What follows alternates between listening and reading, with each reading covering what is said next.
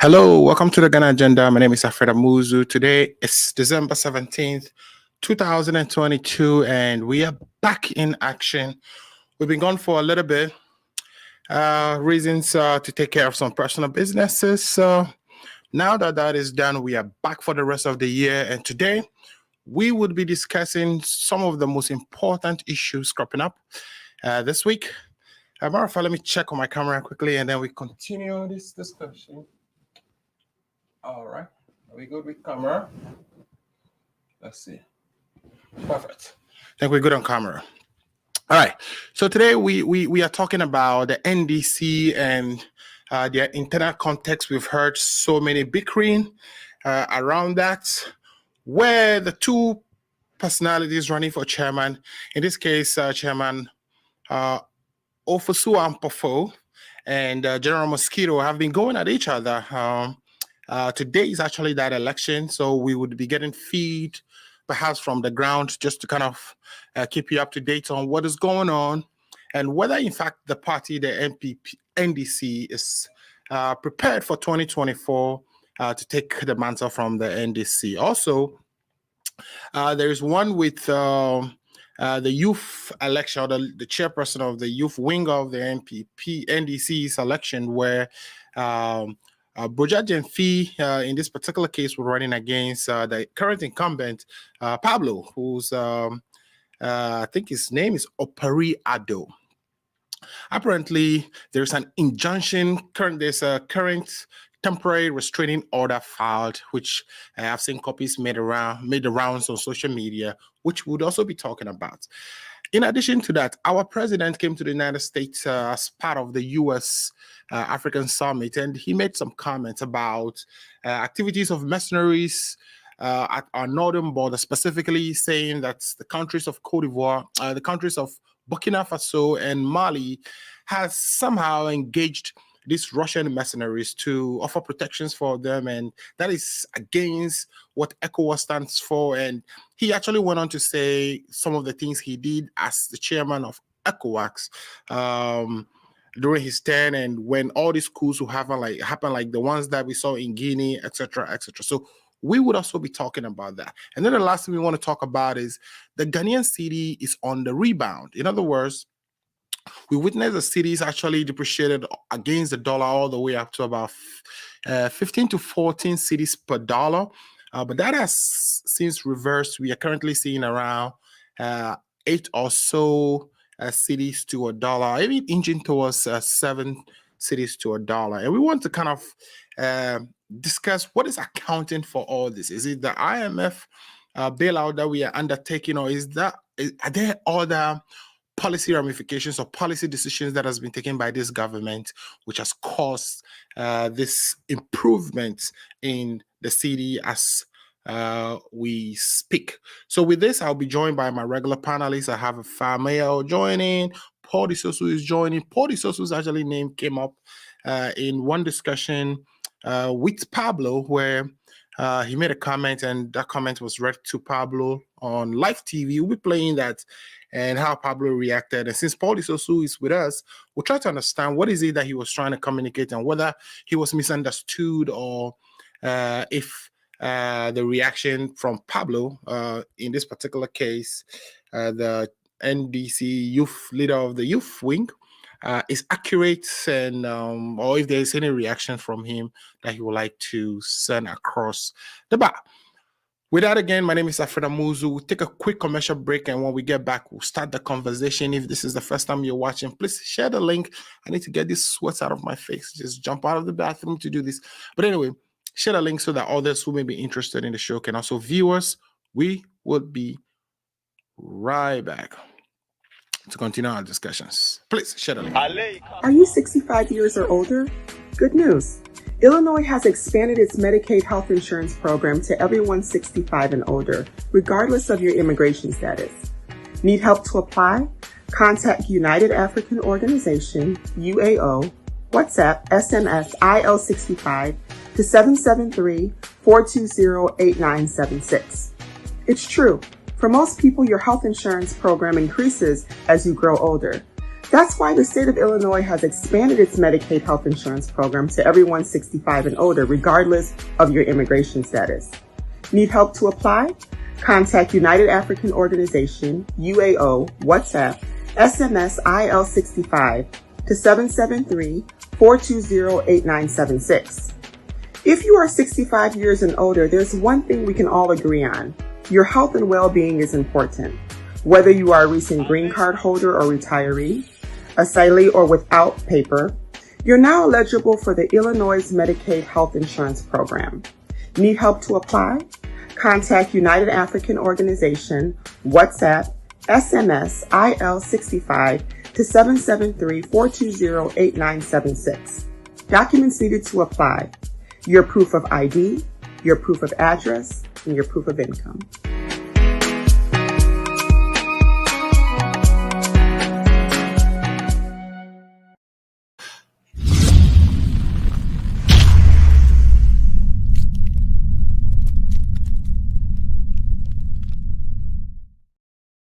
All right. So as I wait for my guest to join the show, I want us to start the conversation. And I would like to play a tape so that we can, start the commentary on those tapes as we wait for my guest to arrive in studio.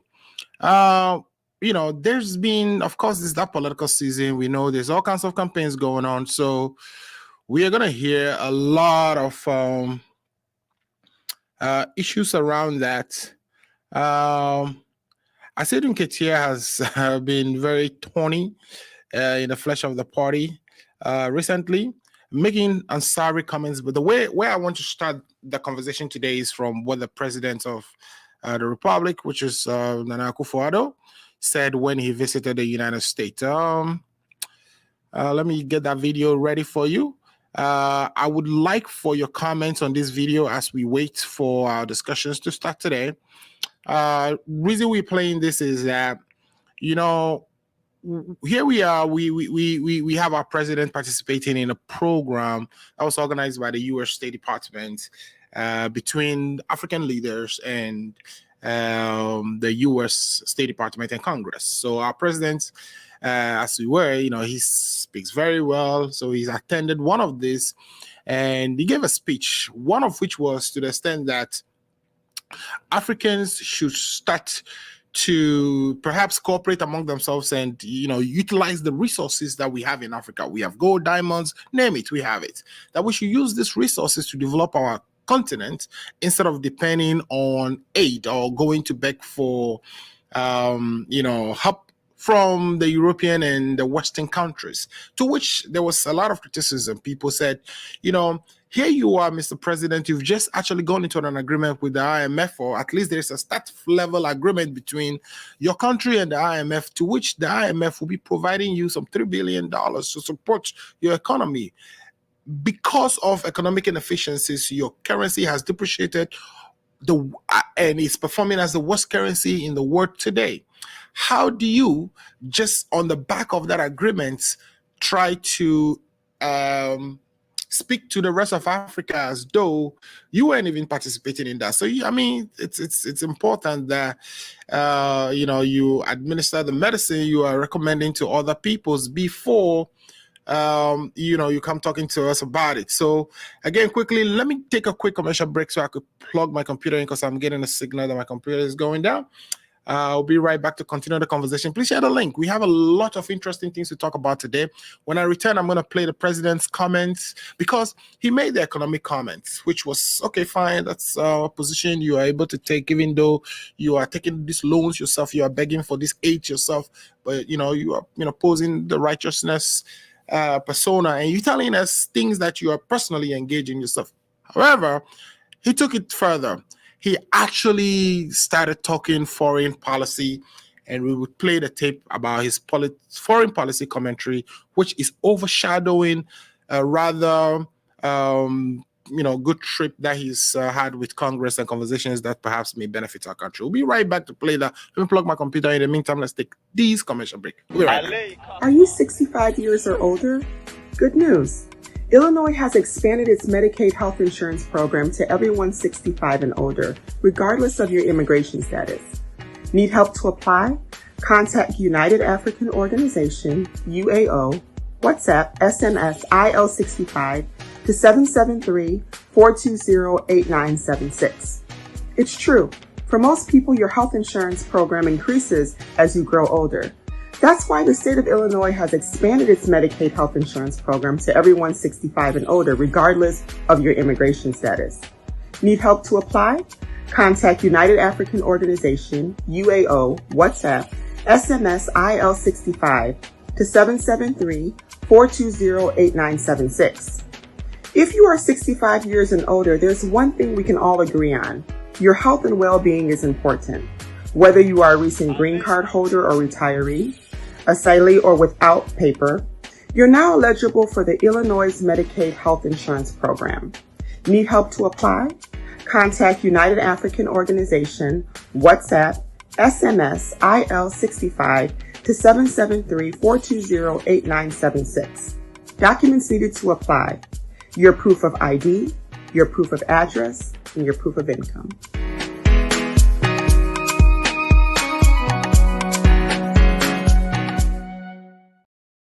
All right, welcome back to the show.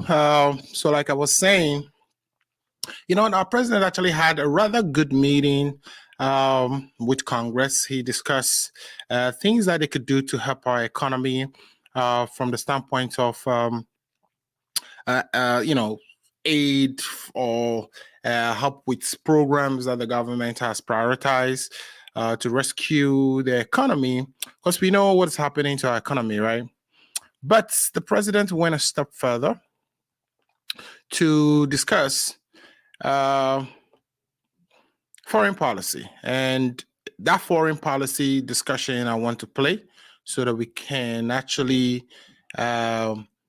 see whether this one is called for. Number two is something that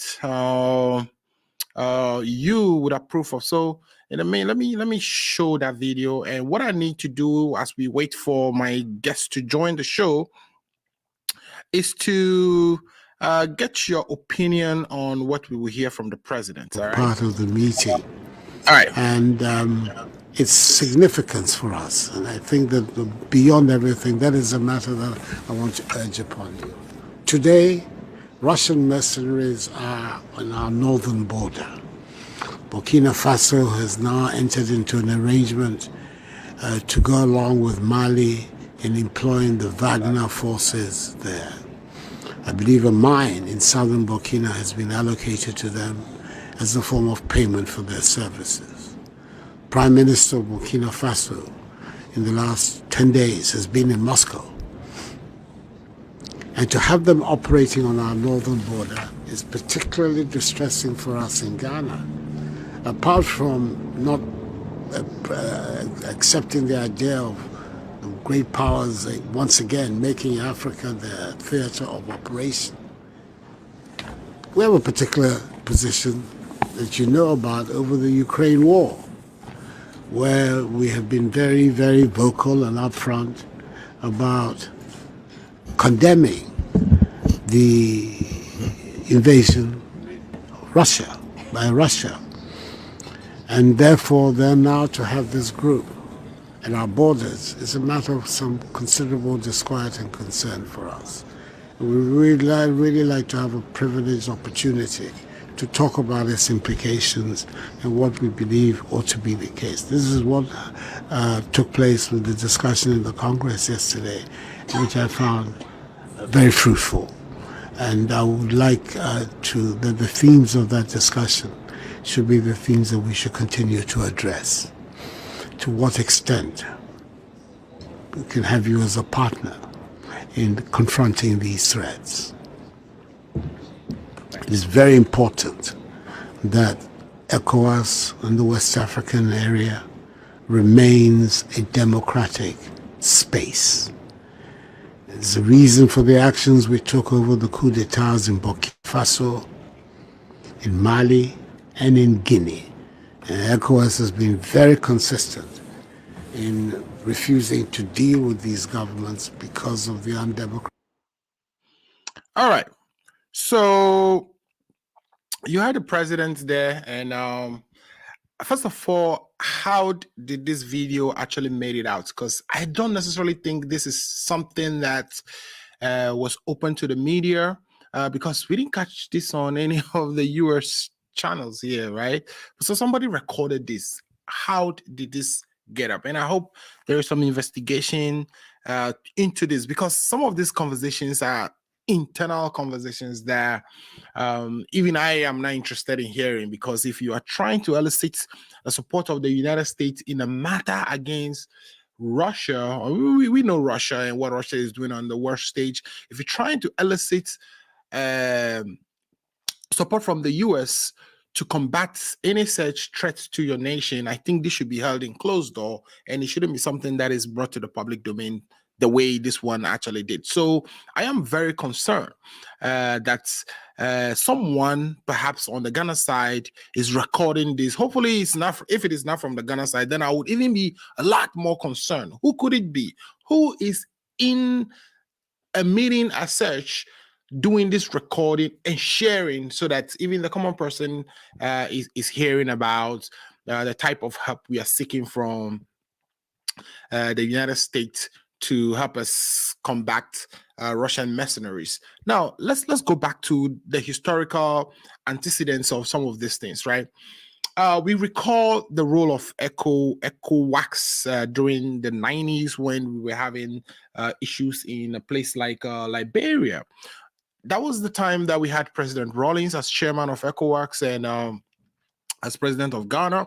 And he was able to put together what we call ECOMOG, which is a military wing of ECOWAS, to deal with some of the sectorial issues. Like if there's an issue, is supposed to be like the one we have in Mali now, where there is a coup.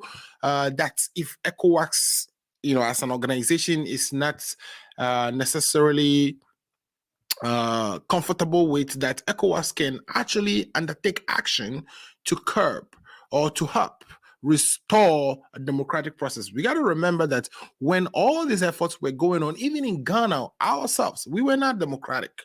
So, ECOWAS operated with even a non-democratic president in Rawlings as chairperson. So is it the template of ECOWAS now that all countries within that sub-region should be democratic?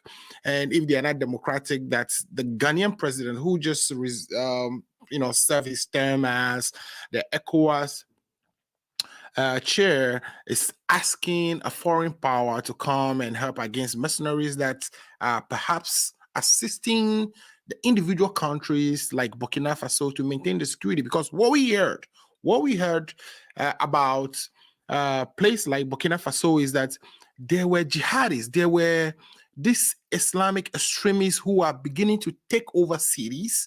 And when they do take over those cities, that they are taking the mines in the cities, mining the golds and the diamonds from those villages and the cities, and using it to supply to support their operations, buy arms, and take even bigger cities. So to a certain extent, you go to Mali or Burkina Faso, for instance, majority of the populations in those either of those countries are actually under the governance of these Islamists. In order to fight those Islamists, those countries have enlisted the help of Russian mercenaries. These Russian mercenaries are helping the government fight the Islamists.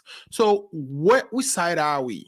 Are we saying that, okay, the governments of those countries should shun any relationship they have with the mercenaries, and then engage them direct and allow the Islamists to take over their countries?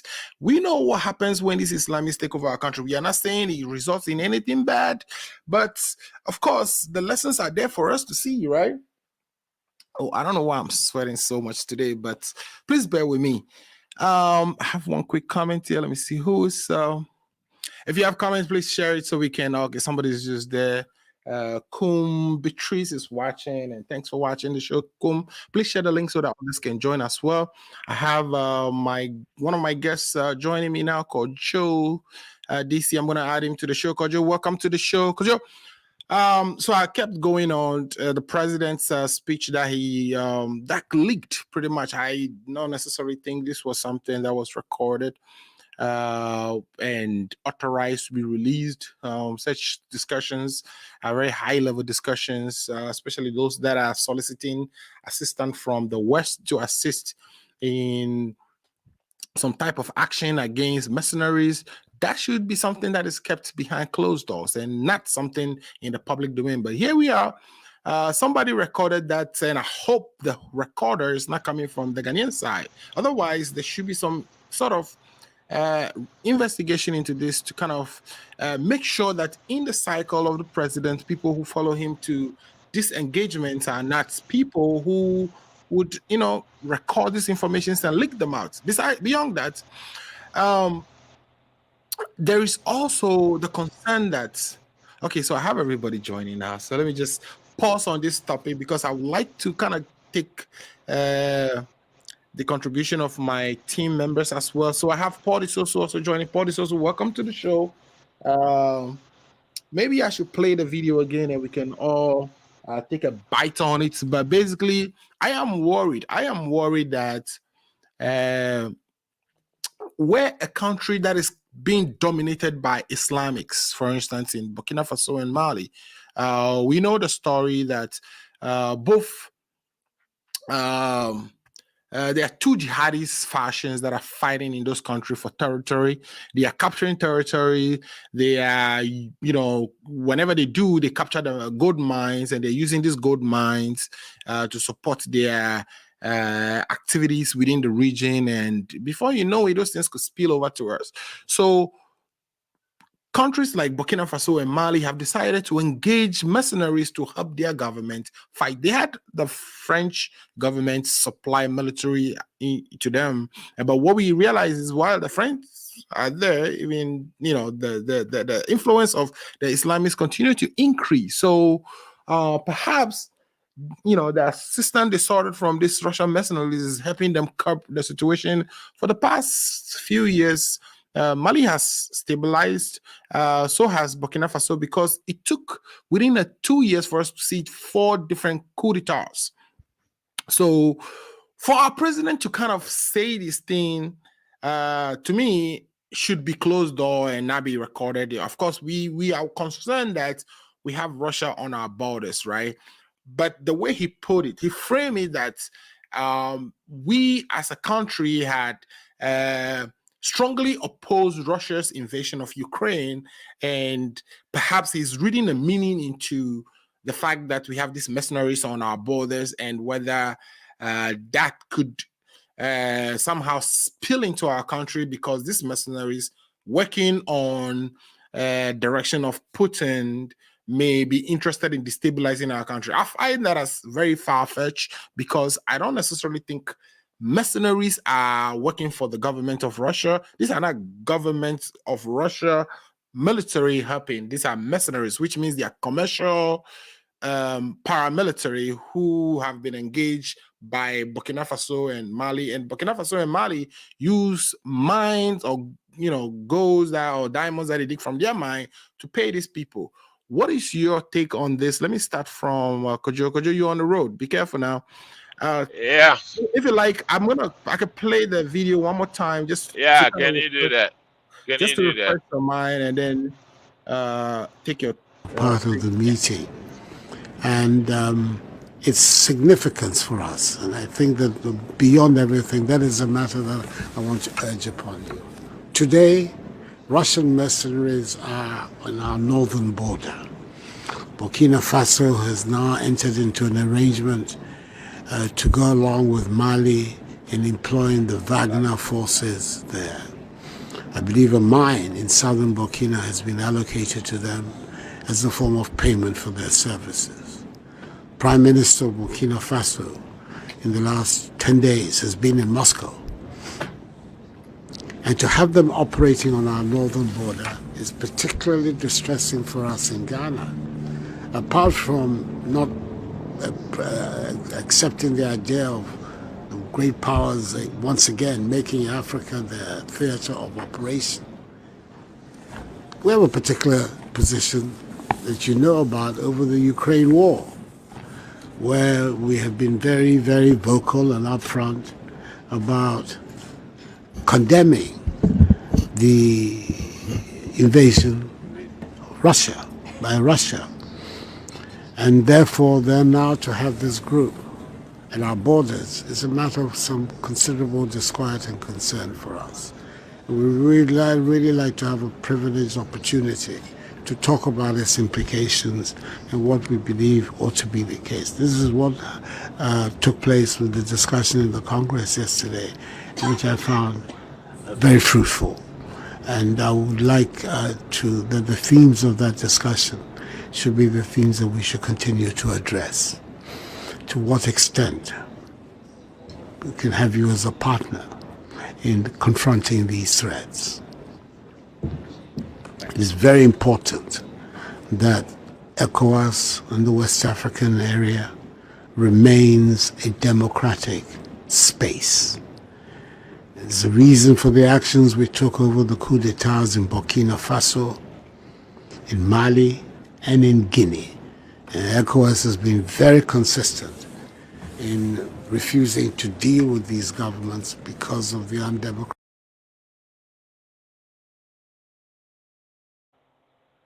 Back to the studio, and let me ask, what is more distressing? Is it or what should be more distressing? Should it be the fact that we have Islamic terrorists occupying Burkina Faso, or we have Russian mercenaries helping the government of Burkina Faso solve these issues? Let's talk to you first, Kojo. Thank you very much, Amazu. Can you hear me? I can hear you perfect. All right, I've taken my cam off because I'm driving, so I can pay attention. It's been a while. Nice seeing you. I hope you become my lawyer very soon. So I pray that everything went well when you did your exams. We have missed you, and thank you for coming back. And then hello to my brother Paul. Unfortunately, I think he couldn't make it, or if he couldn't, his person didn't. We're still soldiering on, You can't. Paul is there. Oh, Paul is there. I might have, so hello, say hi to. Okay, so concerning this very you might call it a leak video, but once it's showing up people sitting down, it means it's something that was recorded. And I will come from a different angle on this before I pursue whatever that the president was saying. Right. You see that this is something that the Americans will it might happen the foreign leak it out. They just want to know that they have that support. It's a communication gimmick, or in a way saying that the entire nation of Africa, in some quote unquote, remember the president is the head of the chairman of the ECOWAS, right? As we speak now. So no, he's no longer the chairman. Oh, his tenure ended September 2022. Oh, for real? I have not heard about it. I apologize. So I apologize. So even in that, he was the former one. He is preview to some information that we done. So this thing is just basically is linked basically for people to know that Africans support the United States and then the Western ally against what Putin has done in terms of invading Ukraine. Now, let me come to the substantive issue of what the president was alluding to. If you have listened to CNN and other news agencies, you can see the Russians have these paramilitaries, especially when you remember they have these people that it's basically under the Russian regime. When it was Syria, they were carpeting bombing Syria when they had the former the president of Syria. What's the name? What's the name? The name comes in and out. Assad. Yes. Yeah. When he used chemical weapon on his people, when the former president Barack Obama said he was drawing a gun, you saw the people were fighting. These are the militias of the Russian people who went there and carpet bombing the citizenry, the indigenous people of the country. And they are all over in Africa recruiting people. If you listen to some people, I think recently there was one that was fighting an African guy from one of the northern part of Africa was fighting because they've been recruited to fight against the Ukrainian people. So yes, the president will be privy to so many things that we don't know. We have security agency within the ECOWAS, even though he's not a chairman, he's still a member of the ECOWAS because he's a sitting president. So they might be privy to it, and we should also not underestimate what the Russians are doing. They are all over the place, and they are very, very bad people, which the Russian government, so quote unquote, might not say they are their people, but they are within the Russian military and the Russian hierarchy that are giving powers to these people to operate in under what way. You understand? So yes, there might be some truth to it, and it's scary. You're talking about we having Boko Haram and other terrorist group in Africa, which is scary. But to have these people, look at our country, for instance, as Ghana. When you see anybody whose color is white, yeah, Obroni, and they can infiltrate in our body politics, they can cause a lot of harm, especially when our president, for instance, had always been the side of the Ukraine and the Western world, talking about the invasion of Ukraine. It's needless and it's unlawful. So we have to be careful. We shouldn't just take it like, oh, this is supposed to be the it's good that way. So people will be educated. People will know that, yes, there might be some target on some part of African countries. He mentioned a Burkina Faso president or one of the presidents going to Russia in recent times. You never know what people are planning. And as Africans, we are always going backwards because of our selfish interest of some individuals who are in position of power. But let me interrupt you real quick and say that the question really what I was trying to get from you is the alternative is that we have Boko Haram and these other Islamic groups taking over those countries, and it has resulted in about 4 or 5 coup d'etats within the span of a year or two. In this particular instance, this Burkina Faso sovereign government of Burkina Faso have decided that for them to secure their country, that they needed to, have an arrangement with Russian mercenaries, right? And they've made that decision. So far, it has stopped the coup d'etats from the frequent coup d'etats in those countries. So what our president is saying,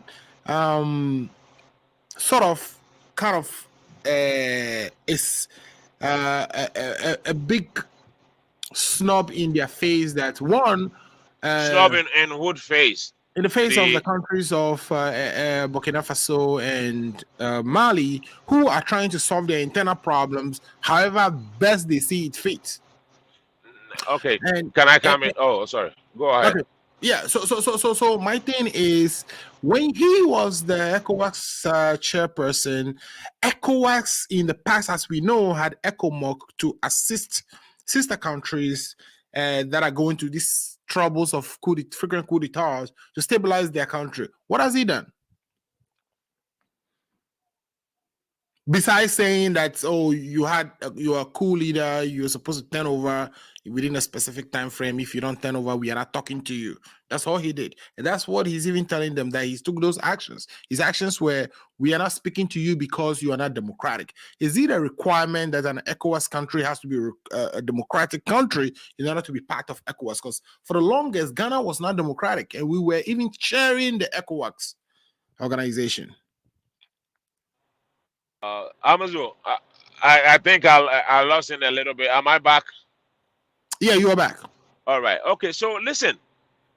First of all, I don't think the president is snubbing in their face. Yeah, they are serving country, but first of all, these people who are now seeking these mercenaries coming in there, how did they come into power? We have this saying in Akan,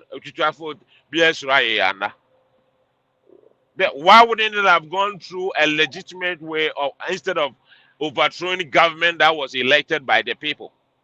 So first of all, I guess my thing is that Ghana when Rawlings was in power between 1980, almost 70, was it 79 all the way Yeah, through 79, 81 back, 79, then came back 81.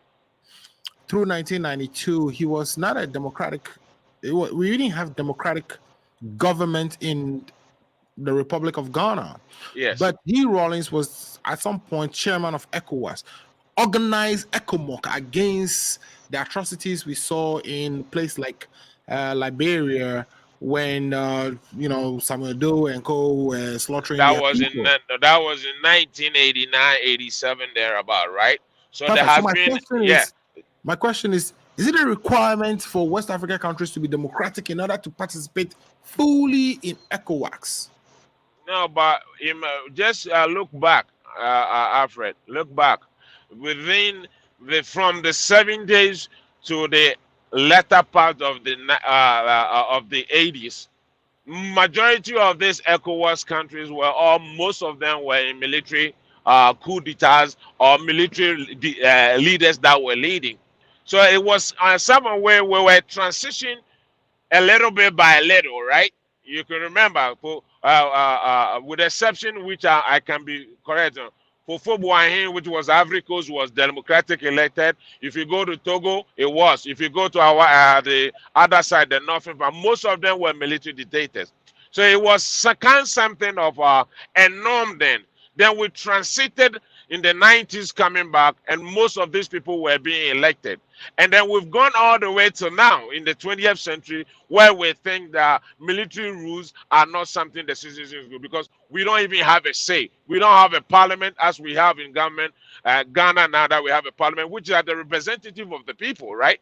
So in that time, it's different. We've transited to a different level and we've all agreed to a certain say that this is what we all believe supposed to be to be done. This is the norm. And then you go back to the 80s thinking that that is the way out. Would are you giving your message to the people to be voted into power? If you think whoever the president is not doing a good job, that's why we have time of electing people. Why didn't the military people? I would like to explore the the democracy we practice in Africa because you mentioned countries like Togo and others, right? So I would like to explore the type of democracy we practice really in Africa where some presidents win 99% of the votes and they do so because of disenfranchisement, because of all the kinds of things they do. So I like to explore that. Let me say this land and right. Let me say this. Yes, I know where you're coming from in terms of how democracy is practiced in Africa, in our part of the world. Just remember, democracy doesn't necessarily mean the executive.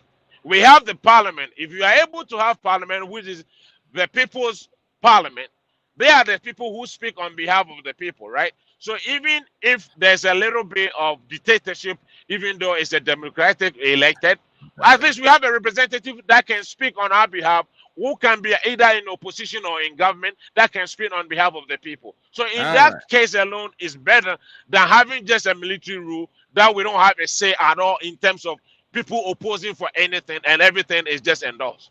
Okay, so a little bit of democracy is good as long as we have, all right. Let me go to Paul on this particular issue, and then we kind of quickly switch because I want quick commentary. Paul, you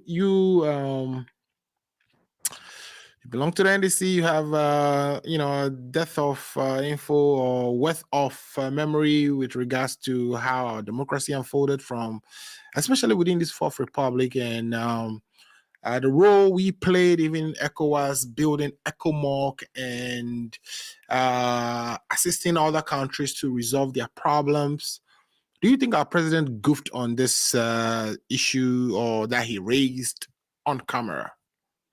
Thank you, Alfred.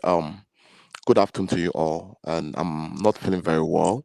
Yeah. But I have to join this program because I promised I was going to join. I'm not feeling too good, but I'll be here to, contribute my quota. This is what we do.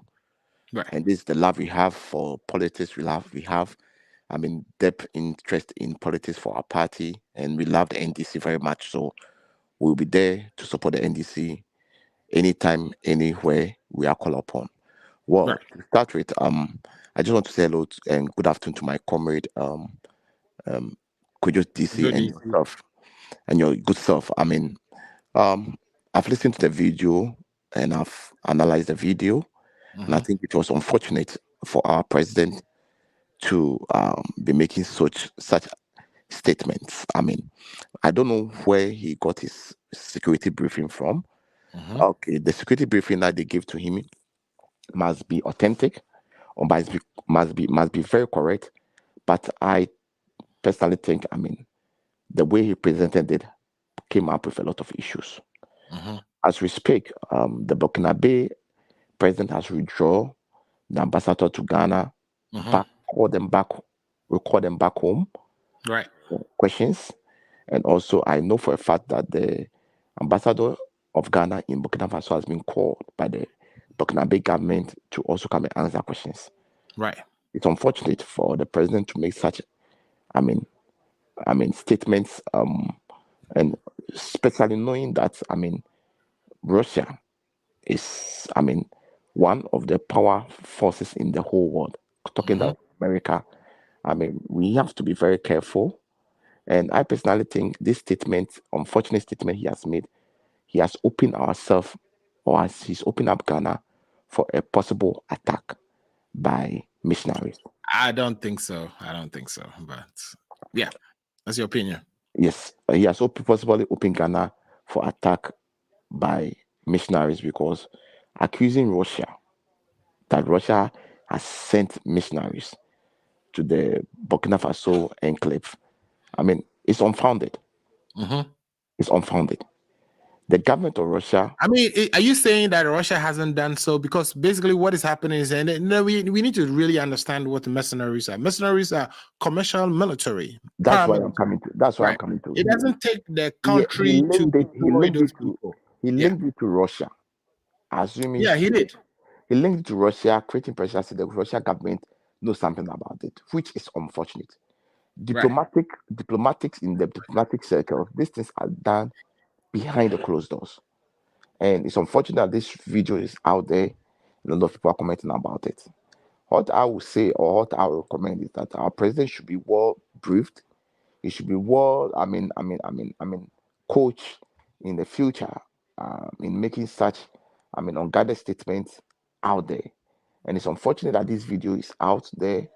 And as Kojo said, he was talking about the perspective that they put this video out there so that, the Russians would know that, people are against them. But I personally think it's unfortunate that this video has been leaked. But that really wouldn't be the forum, right? If you really want to show displeasure to what Russia is doing in Ukraine, you have the United Nations, which we are the current chairs of the Security Council, right, in the United Nations.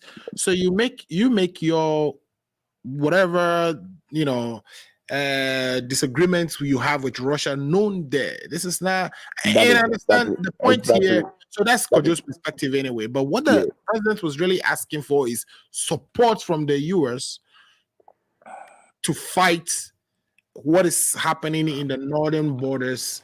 For me, what is the option? The alternative? The alternative is that we have jihadists taking over major parts of those countries to where those countries are becoming ungovernable. We were seeing 4 coup d'etats occurring within 1 year. Since they brought this Russian militants or Russian mercenaries, we've seen a stabilized Mali. It's not been coup d'etat for a while. We've seen a stabilized Burkina Faso. How do you meddle in your neighbor's foreign policy this publicly? That's my concern. That is what I am saying, that it was unfortunate that these are foreign diplomatic issues that they need to deal behind a closed door. But unfortunately, these things are out there in the public domain. Right. We need to be very careful because I personally think our president has opened up our country for personal attack by these mercenaries, these jihadists you are talking about, and all those stuff. Since he is talking and condemning the act of these people, I personally thought he would have, done this thing behind the closed door, behind the closed door, in camera, so that this thing will be discussed behind a closed door. But well, the mistake has already been committed. What I will urge is that the Ghana Security Agency need to be alert, need to set up 24/7, need to be alert and focus and make sure that we clamp down on any suspicious act on our borders. Let's increase the security on all the borders around us, but in Togo, in Burkina Faso, Ivory Coast, all the borders surrounding us. Let's increase our security. Let's increase the security over there and make sure that we are top on security issues in the country. And that's the only thing I can say. But it's unfortunate that the president has to goofed. In my opinion, he goofed.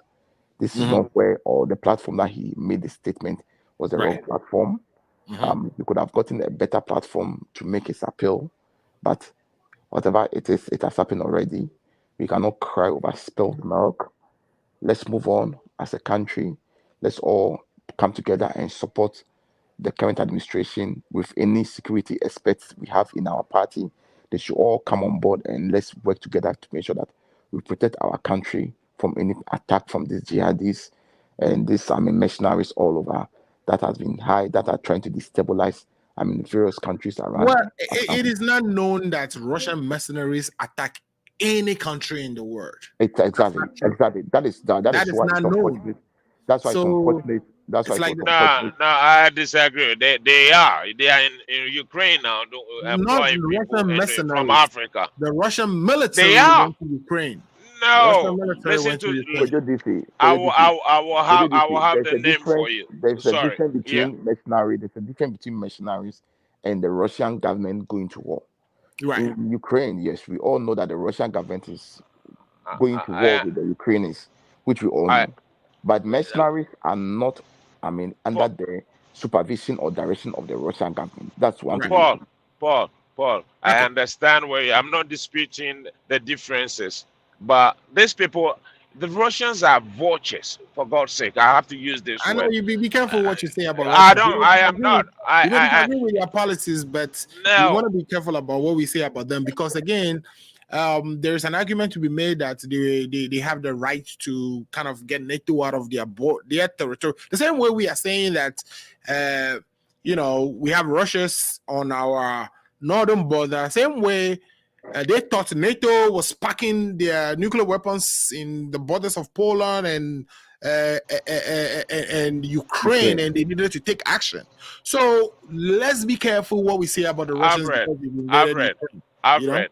I've read. When Assad was murdering his people using chemical weapon, the Russians sent in the military, or they send in this. It was the Russian military. The Russian military this is the people who work under them. They don't answer to anybody.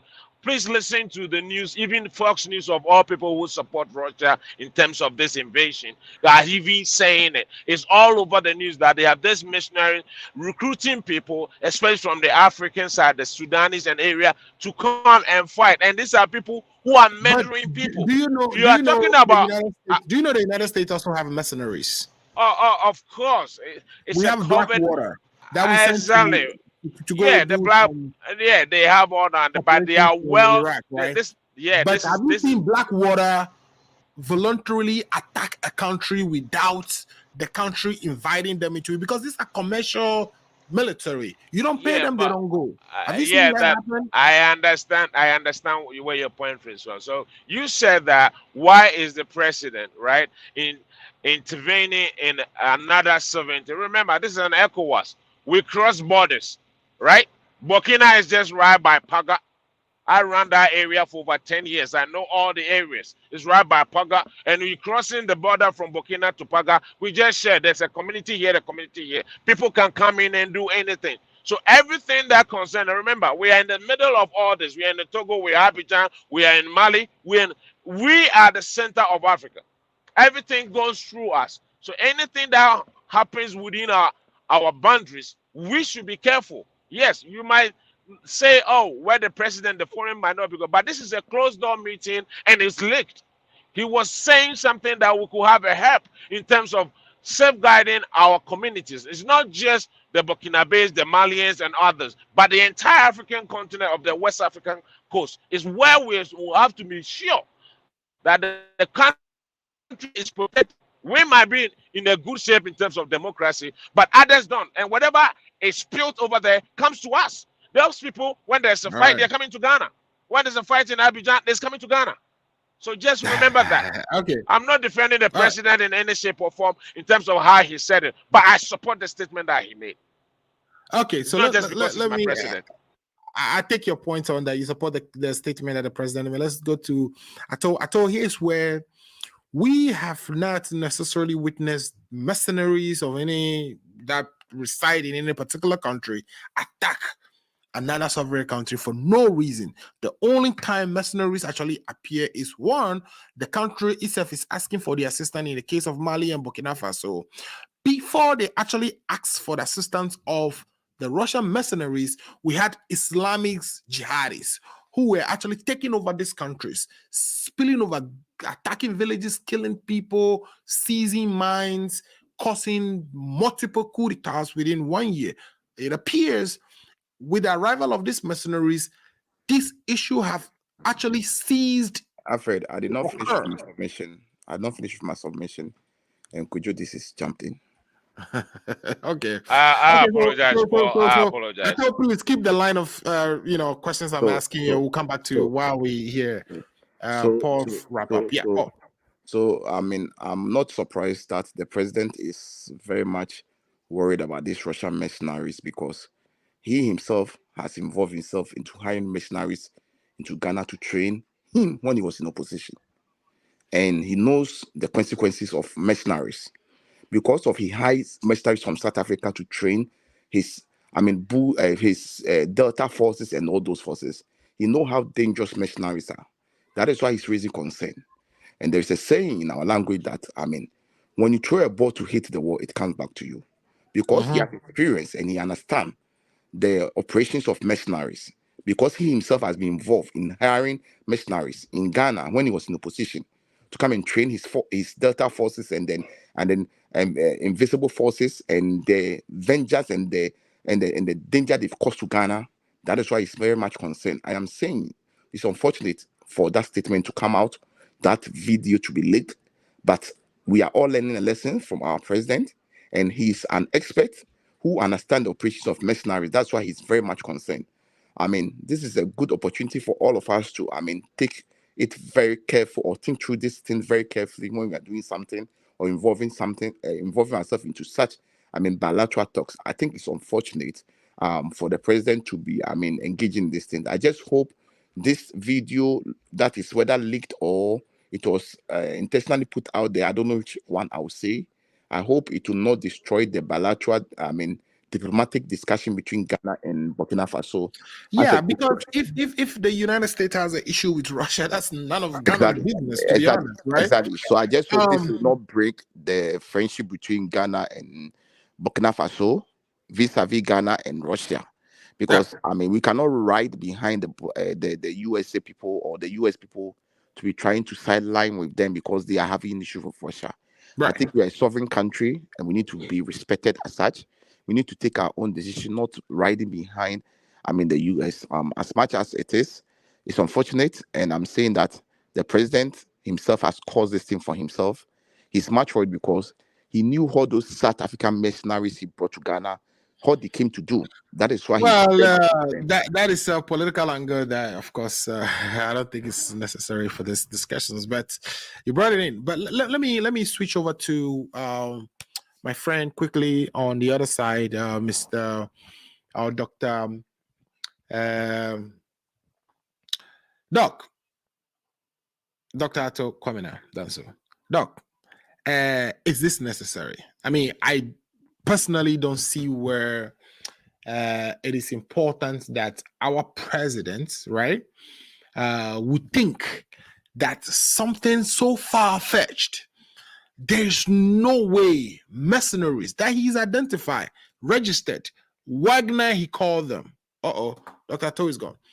Wagner, he called them. There is no way such a mercenary organization would all of a sudden infiltrate a country like Ghana when they were just paid to do job in Burkina Faso?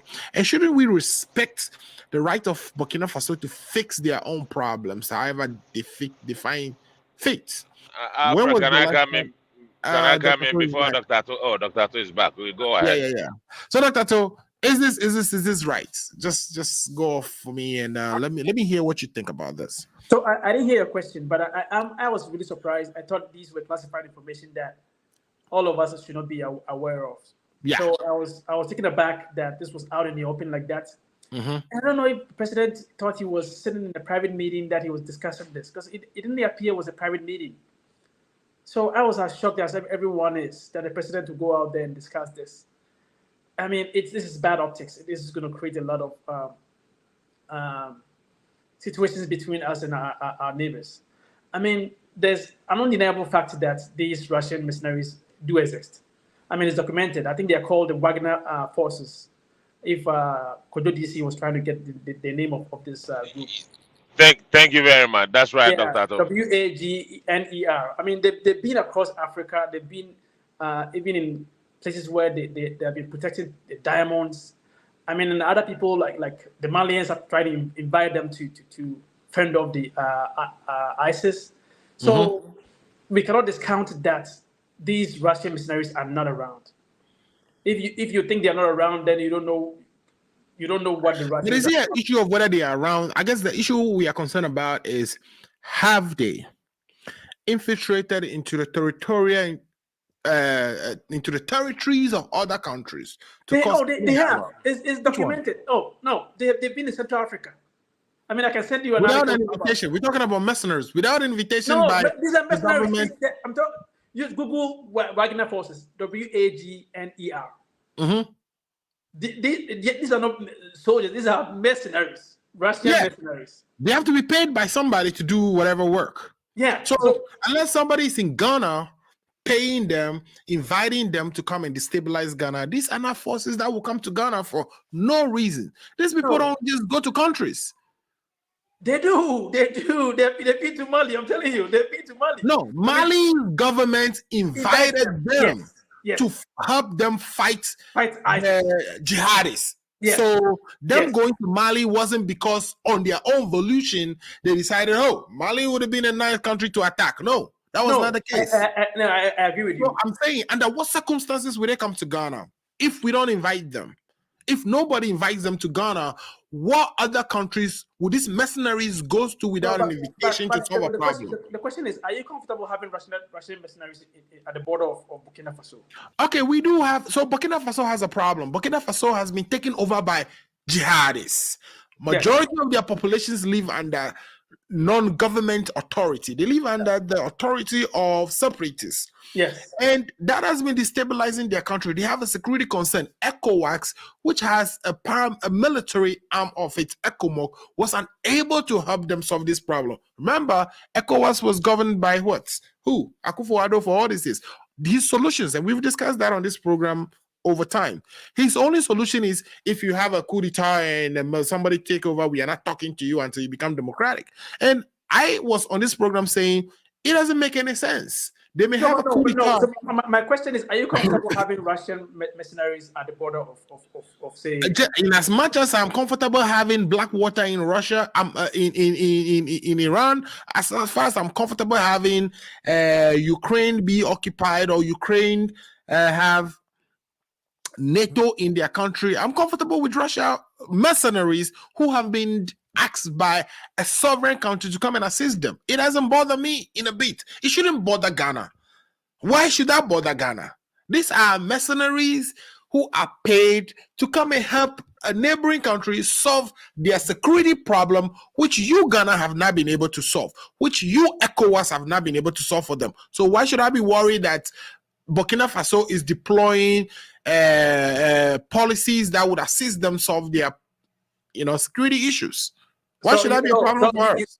So you think hiring the services of mercenaries, you don't have any problem with that? So if a country, you live by a country that's hiring these are the military, these are mercenaries. They're not hiring the mercenaries to come and attack your country. Is that what they are doing? No, but you don't have any qualms or questions about mercenaries on the border.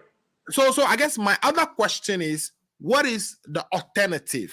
The alternative is them having their country taken over by jihadis. Are we comfortable with that one? No. Who are the jihadis? Who are the jihadis? Are they Russians or they Africans?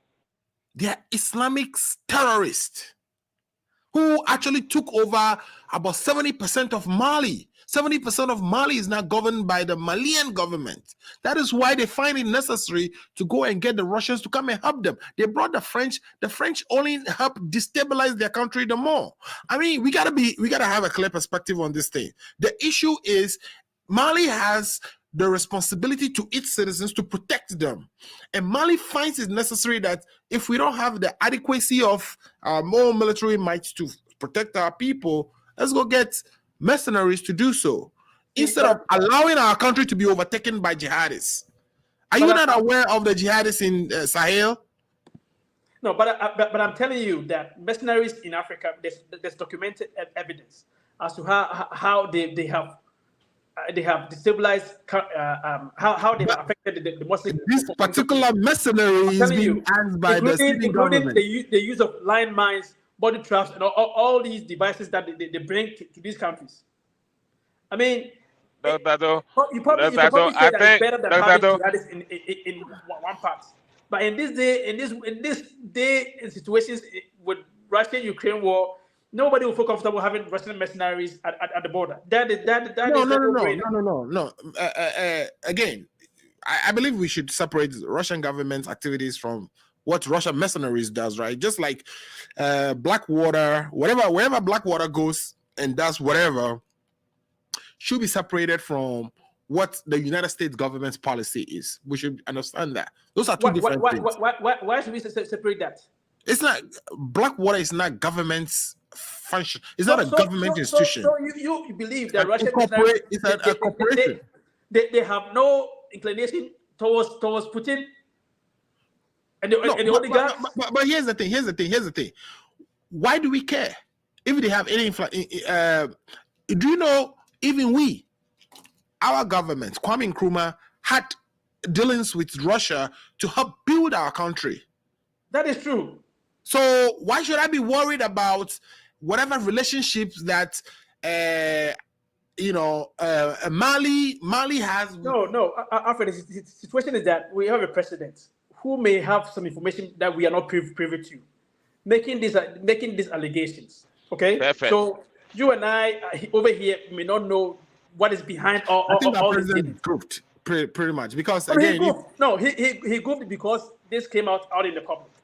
Yeah, but like you and I would not have that. But even the logic of what he's saying, is completely, because again, I mean, the sort of help he's seeking for, it's not placed anywhere. The Russian government has not declared any. He's linking the mercenaries from Russia with the Russian government and insinuating that relationship is likely to destabilize Ghana, which is far-fetched.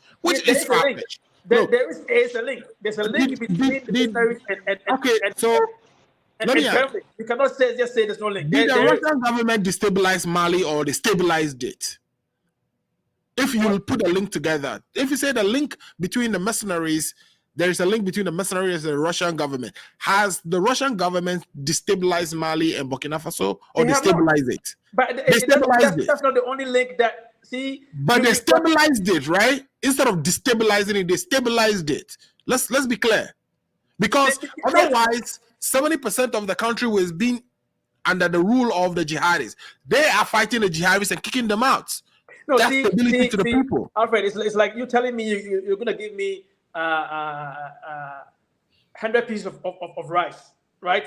But that means that you have to buy other things for me. It's like you help me, but there are other packs that you want from me.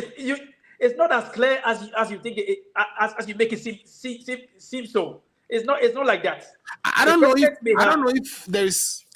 if I'm getting what I. Of course, I want what I want, right? Because my position is that this jihadists, when they took over places like Mali, they occupied the mines, they used the mines to support their terrorist activities, and those people have intent to actually go. Those are the ones we should be concerned about. We should be more concerned about the jihadists. The jihadism in Sahel was the biggest concern, which we believe ECOWAS should deal with, and ECOWAS was not successful dealing with that. We were seeing 3, 4, 5.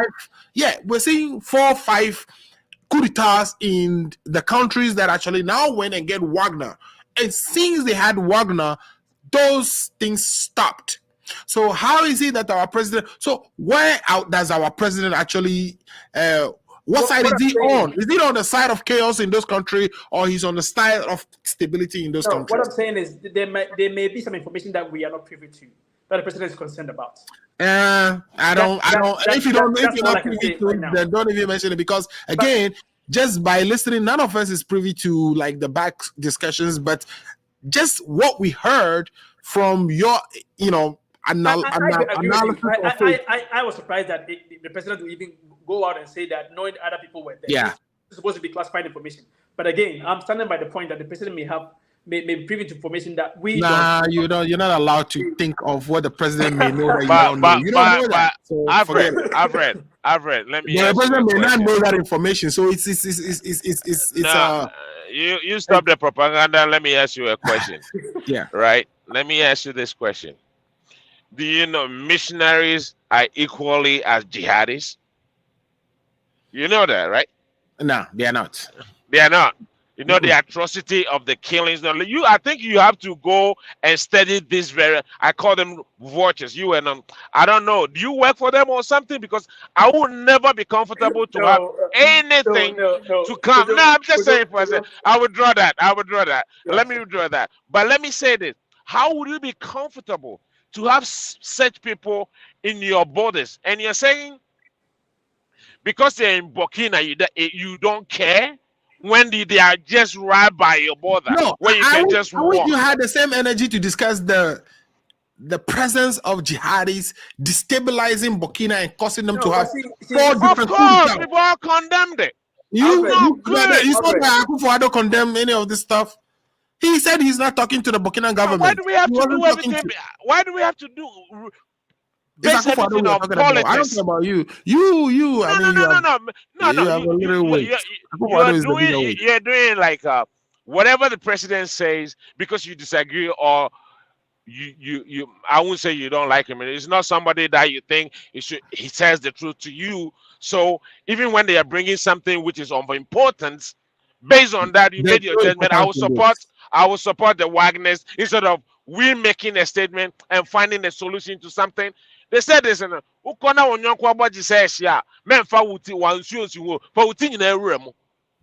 what we have to think about. Today is the Akufo Addo. 2 years he will be gone. We'll see somebody coming in when he attacks you, and then we'll hear what you say. But for me, the fact that is a country Ghana, which I love.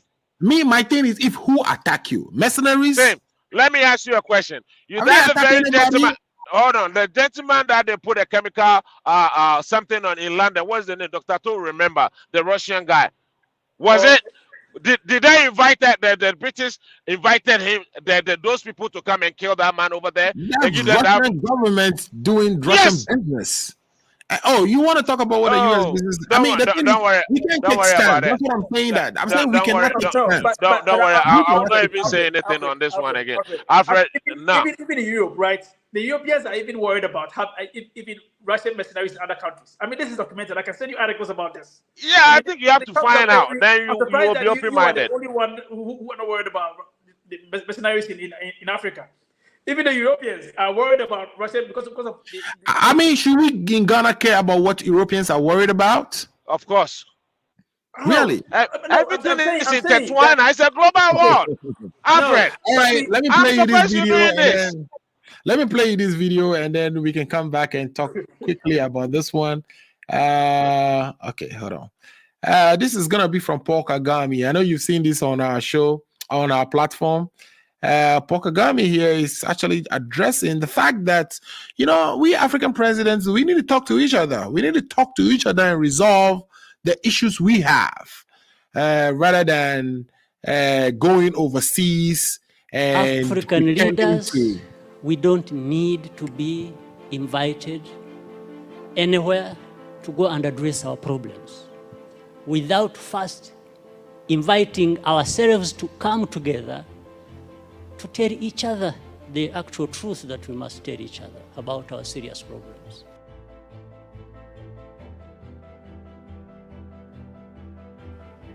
For me, when I'm watching on television and I find our leaders who should have been working together all along to address these problems that commonly affect their countries, wait until they are invited to go to Europe to sit there and just,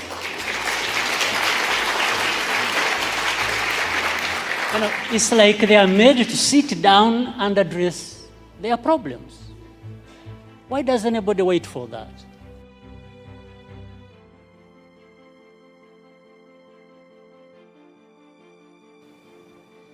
What image does it even give about us, about Africa? In fact, the image it gives is that we are not there to even address these problems. We are there for a photo opportunity. We are happy to sit there in Paris with the president of France and address and just talk about addressing problems.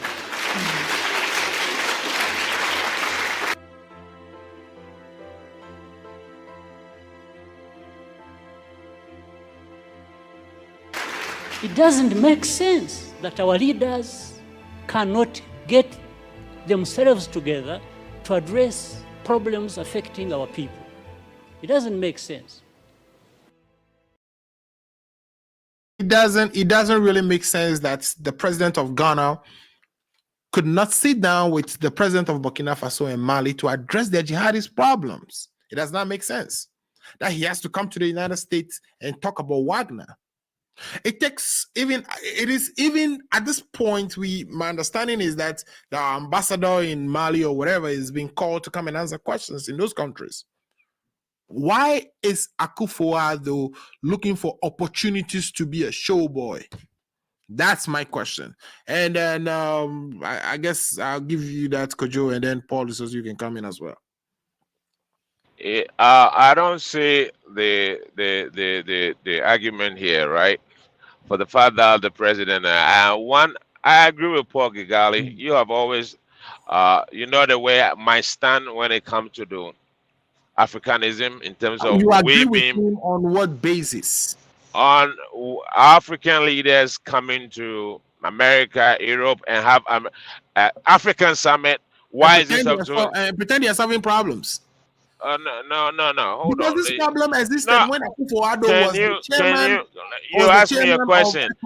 I'm just trying to kind of Alfred, no, you're not helping me anywhere. You don't decide what I say, right? I decide what I have to say. Well, so, you ask the question. The facts. No, I don't care about that. You see, you're not in my mind. You don't know what I'm about to say. So you have to let me learn in a certain way. Listen, I agree with him in terms of why do we have to have an African summit in America? It doesn't make sense. Secondly, I agree with Paul, and I've always cited him as example as one of the best leaders I like in this in Africa, in the continent of Africa, because there are things that we do in Africa that doesn't make sense as most of the African countries, right? So I agree with him in that. When we want to solve problems, we can solve those problems within ourselves. But listen, the greed within the African itself, the continent itself, we are not able to sit down and resolve things among ourselves. Every time and when one side is ready to solve problems, the same within the same country, there's opposition to whatever because somebody is pushing them around. So until we African, as Bob Marley said, are united. Are you saying that because somebody's trying to solve a problem, there shouldn't be any opposition? I'm not saying that, but that's the opposition. Because yes, when we are solving a problem of doesn't so if I'm trying to build a better schools, better hospital, better roads, better jobs, and you're opposing because of your selfish interest, we are opposing it because we don't think is what you're trying to do is better. There are other What is your alternative? What is your alternative? Well, so that is why you should. So you are telling me that But again, let's not distract you. No, I'm just no, saying no. that You are bringing it. You are telling me that if I'm building a school, it's wrong for me to be a school. You are telling me that it's better, it's wrong for me to build a hospital. Is that what you're saying? The manner in which you're building a school, if you're using unnecessary funding, for instance, if you don't have the funds and you're using unnecessary funding that could have gone into other things to build schools, then Is any government, let me ask you, is any government in government to make profit or to help the people? Do you have any government that makes profit? So I like I said, I hate that I distracted you. Those investment of building schools, building the good roads are investment for a long term. It's a development of the continent. Let's move on from the school and just concentrate on Papa Kagame and why you liked him. And no. I just agree with him for what he said in terms of we're sitting down in Africa and then flew a plane, bring this entourage with you and come and sit in America and spend money in America. Those money could have been spent in Africa. We could have made more money in terms of our GDP growing up because the American plane will land in Accra where we have African Trade Center where it is there. We could build those things there. So I agree with you. Apply this to what we are discussing where Akufo Addo went to the United States to make those comments about Mali, please. Comments about Mali about what? You're talking about the coup d'etat thing? The missionary thing you're talking about? Exactly. I want you to be able to apply. Yeah, but I'm applying it. And what Pokagali said, if you can apply that to the situation. Hold on. Let me ask you a question. Is the president of Mali, is he elected by the people or he came? Yes, he did it. No, he's not. We dealt with that issue. Rollins was not legitimate. No. Yeah, you know, when you started, I told you the kind of transition we've made as an African continent. That ECOWAS most of the time that let's concentrate on ECOWAS. ECOWAS does not recognize exactly. So if somebody who is not legitimate, member of ECOWAS or not, there was no criteria for being democratic in order to be part of ECOWAS. So I'm saying to you, right, that even ourselves, whether we made transition or we didn't make transition, at some point, even as undemocratic as we were, we led ECOWAS and we led ECOWAS to solve other countries' problems. We didn't go to America to talk about those other countries' problems. We actually form a military wing of ECOWAS to stabilize those countries. So yeah, you are taking us back. You are taking us back. No, it falls within what Pokagali is saying. What Pokagali is saying. No, it doesn't. In our own country. I mean, it doesn't. It doesn't. It doesn't at all. The analogy is Pokagali is saying you don't want to go. Going to Europe and then trying to talk about a problem shouldn't be the way we develop our continent. You have a problem with your neighbors of them having whatever. Talk to them. You have diplomatic missions over there. Resolve the issue. Don't come to the United States and be like, we don't even have a mercenary problem in Ghana. You are asking for support for the United States. For what? For what? You have to wait so the fire come to your house before you can. There's no proactive anywhere. Is that what you're saying? You just have to sit down aloof, and then the thing will drive fast you are. Then you say, "Oh, the president should have known better." Is that all that we can think of without thinking about? We are not planning ahead. We just have to think about today, not tomorrow, right? We just have to live like that, autopiloting. We are moving, and when it comes, then we solve it, or we'll solve things before those things happens to us. When they are right in your neighbor, when they can just cross and come. And what when is they have respect. There was jihadists in our neighbor. We didn't solve that one. Why didn't we solve the jihadism? I mean, think about it. The mercenaries, I'm saying, they are registered. I don't have anything to say on. I don't have anything to say on it. Because your argument is based on your alienation. You're not making sense at all. You're not making sense at all in terms of why when somebody was in Boko Haram. Listen, Boko Haram. Which part of Boko Haram were these people destroying? It was just about 5% of the population of the entire Nigerian prison. And are they affecting Ghana? They are fighting their own people based on something. And this is a foreigner coming to somebody's country. And because we are speaking against illegal occupation of a country or trying to occupy, which they've been flooded, we thought this war was going to be like 3 days. Now it's 9 months. They are even running away. And you're supporting them. And it seems like it's good for Wagners to be in our borders. I don't know why. Here's where you got it wrong. We are not, the mercenaries we are talking about did not invade any country. They were invited by the government of the country to help them fight jihadists like Boko Haram in Nigeria. If Nigeria went and asked the US Blackwater to come and help them fight black jihadists, are we going to go to Russia and say, oh, by the way, Blackwater is in Nigeria is now fighting, and we don't understand that the United States will send its mercenaries to Nigeria to help them? That is the situation. The situation here is that these mercenaries are actually helping a sovereign government resolve its military issues. I am surprised. The issue they are resolving is invasion by Islamics who are I am surprised. Illegal. The fact of the matter, the fact that you are even accepting a missionaries, even baffles me. I don't understand. Yeah, that's what you're accepting it. Yes, I don't. Option is jihadism. Yeah, but you are accepting that they are doing good. Do you know? Can you? Let me ask you a quick question. Let me ask you. Let me ask you now. Me accepting. Me. Have you asked here anything of me accepting that? I have condemned it. I hate anything. Do nothing. I mean, that's what your president has been doing. He condemns it. He doesn't want to talk to them after they kind of caused the multiple coups, and doesn't want to do anything about it. President Nanado is the president of the entire African continent, right? He was the chairman of ECOWAS. Under him, we had 5 different coup d'etats in the West African community, and he has done nothing about it. So the people who have decided to do something about it. What could have been done? Well, ask me. Give me one example. Give me one. Remind of what Rollins did with ECOWAS to stabilize Liberia. That's what he could have done about it, but he has not. Anyway, let me move on to somebody else, and then we can continue the conversation. Paul Disoso, you are back. But before that, if you can allow me, I'm surprised today you and Kojo DC. This is not like him. Today, I don't know why you guys. I mean, Kojo DC is making an argument based on the fact that he has an affiliation with the MPP. He's not making sense. He's not thinking through the problem. And here's why: because we had jihadism that was destabilizing the country. They occupy 70% of the country. That country's presidents made a sovereign decision to bring other people to come and help him solve his problem. Our president is there complaining. Our president was in charge of ECOWAS. He could have helped. He didn't help.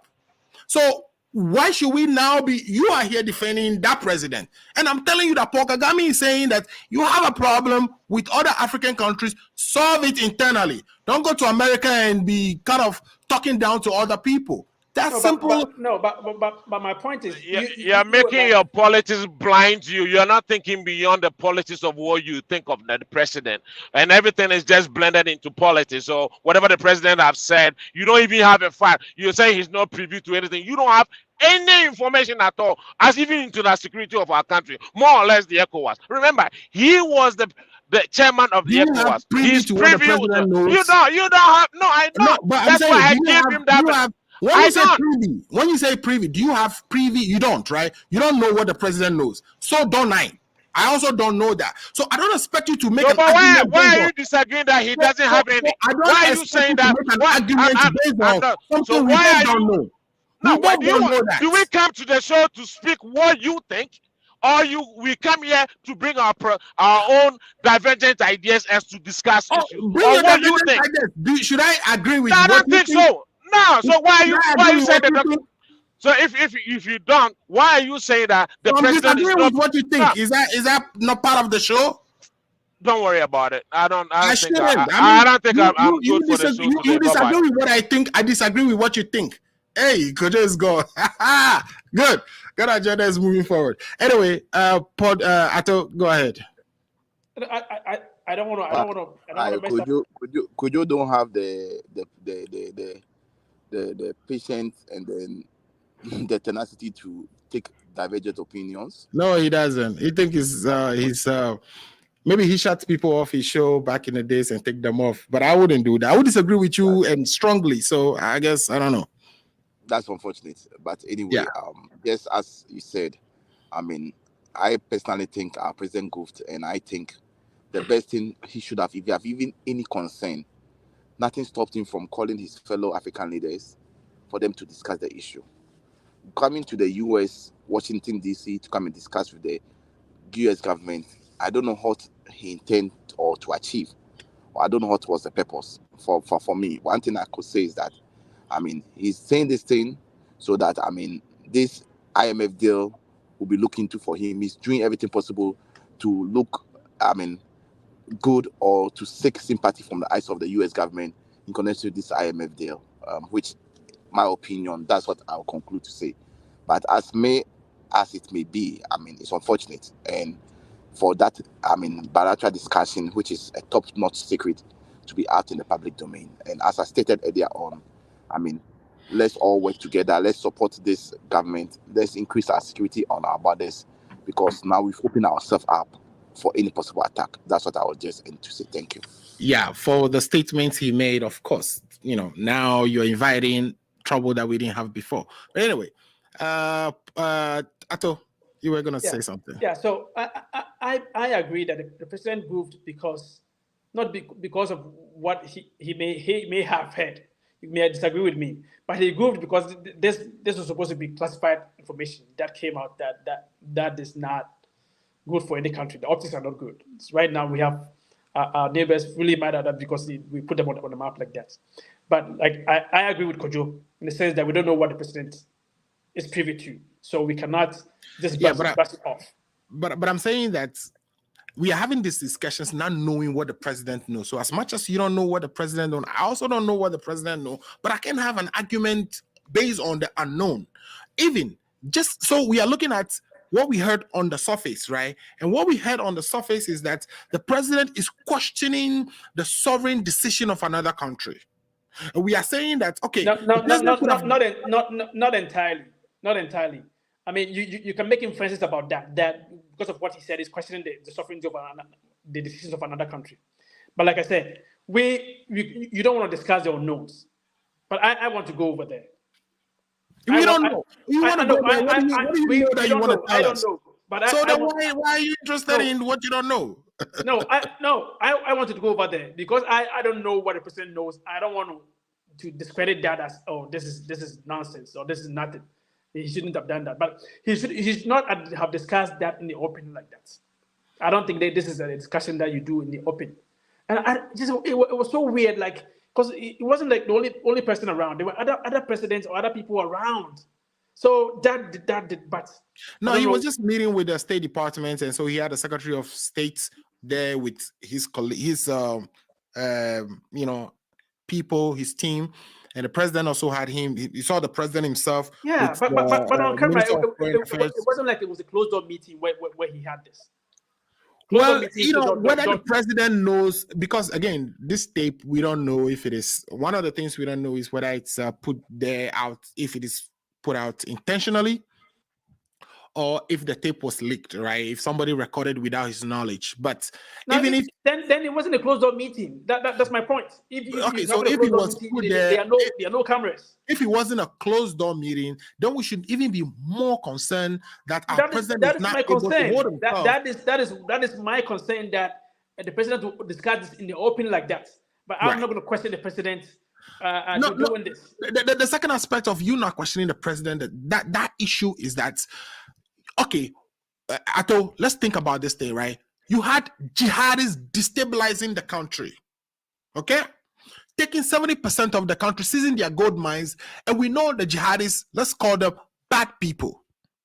Since these guys since the current government of the country went and got the mercenaries, they've stopped the jihadis' progress in completely taking over their country. They've stopped the frequent coup d'etats that we've been seeing, right? And those jihadis those mercenaries have not been known to attack any other country that you can actually claim of right now. So no. See, that's why I disagree with you, brother. The mercenaries, like, I want you to give me an example of a country. Are an appendage of the Kremlin. So if you're saying you don't know that, you do not know that. Why would you say I don't know that? What fact do you have? Oh, so you don't know the appendage of Kremlin? You don't know that? I'm supposed to assume that, or have facts to support it. Come on. You're assuming it. You don't have any facts. Because when I ask for facts, you are telling me what do I know. I mean, I'll be a kid not to think that these mercenaries are not an okay, you are not a kid. You are an adult. Give me some facts to support that. Oh, God. Okay, I can give you a fact. there's a country in Africa that invited the mercenaries to invited, yes. Keyword. Invited to fight the jihadists. I can say that for you. You know what happened after that? When those issues were solved? What happened? The president went to Kremlin to thank the Kremlin for whatever he did. So there's no, it's not an appendage. So are we inviting? No, it's not an appendage. No. I mean, here's what I need you to kind of connect the dots on these things, right? Our president is complaining that the fact that Russians are on our border poses a security threat to us. Are we inviting the mercenaries to our country? Are you telling me that the mercenaries went to another country in Africa and helped those countries solve their problems, and then they invaded another neighboring country? That would have made a case for what the president is saying. But if you're not giving me that example, you don't have a point. No, if you agree with me that right now Russia is a threat to other countries. Do you agree with me? Like, do you agree? I don't see that. I don't see where Russia. You don't see that. I don't like getting into the United States policies, but when you put a NATO on Russia's border, just like we are complaining that there is somebody on our border that we are worried about, when you put a NATO on their border, maybe they have every right to fight for their own themselves. So you see, the same argument applies to have the conclusion that no. Hold on, let me finish. The same argument applies to that. You say Russia is a threat to other countries. I don't see that. Where does Russia have a problem with other countries that you are concluding? Where? You see NATO as a threat to Russia. Yeah, if you put, remember when Russia put their army and put bombs in Cuba, we were worried. We were worried. Yeah, but you got them out. No, you see, that's the double standard you're talking about.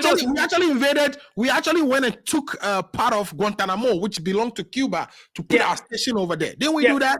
Yeah. So again, if Russia is doing the same to Ukraine, I don't see that being Russia. What you're doing is, if you're doing a comparative analysis, then you will never get anything right. So if I did B A to Paul and I did B to you, and they say, oh, what did you need to be? What was it?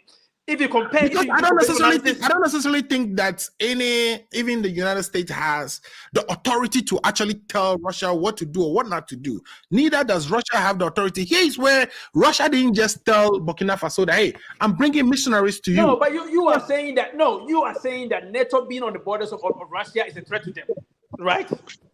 Yeah, that's what they think. Yeah, no. Is that yes or no? Is that right? Yeah, but that's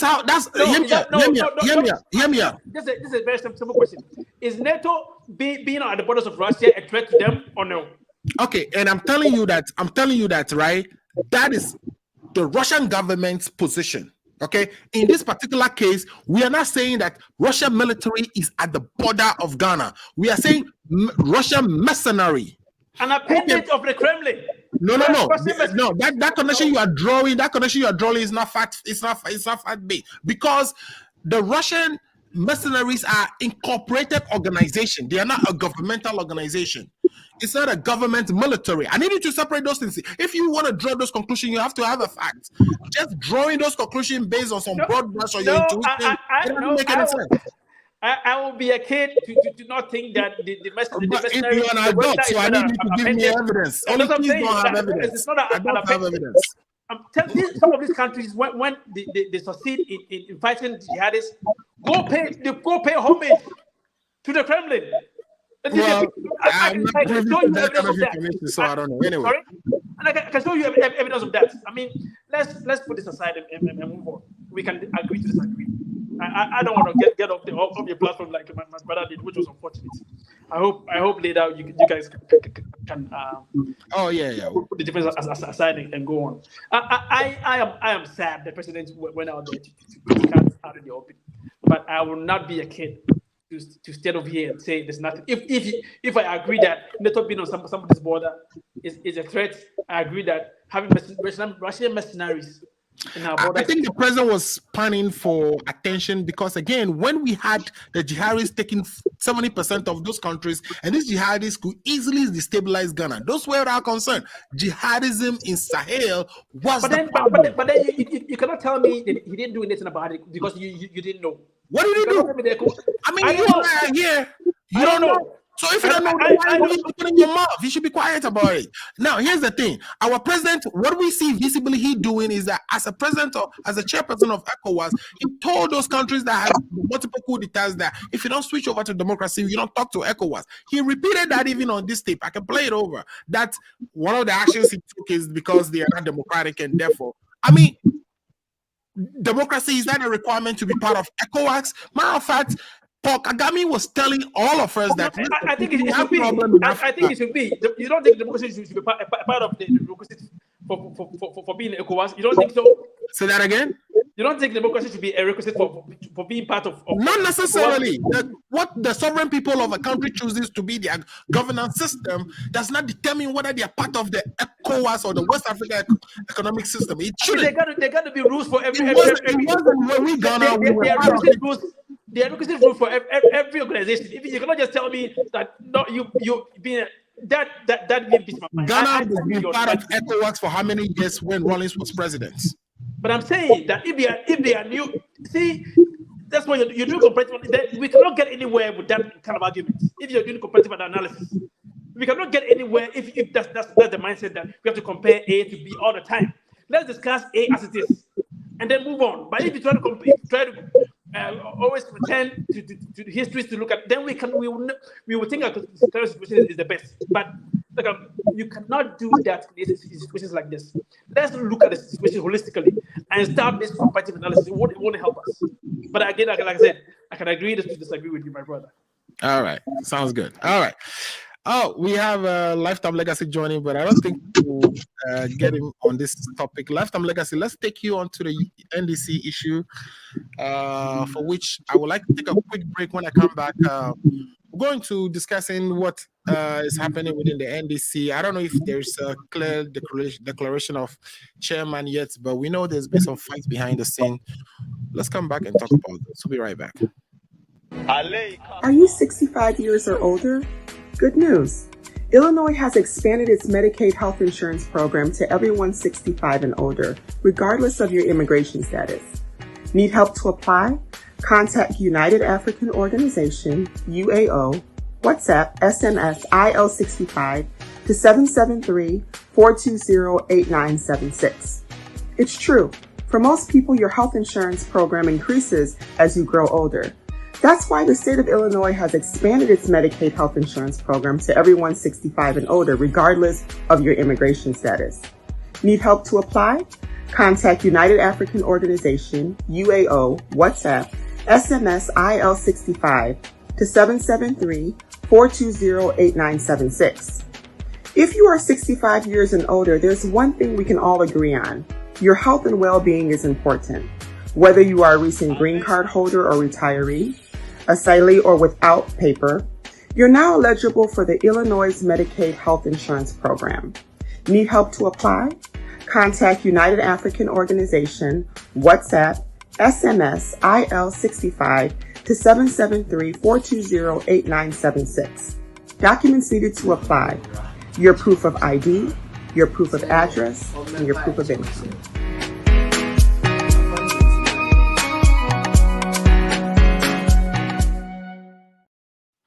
All right, first let's look at the Ghana mosquito. Director of IT,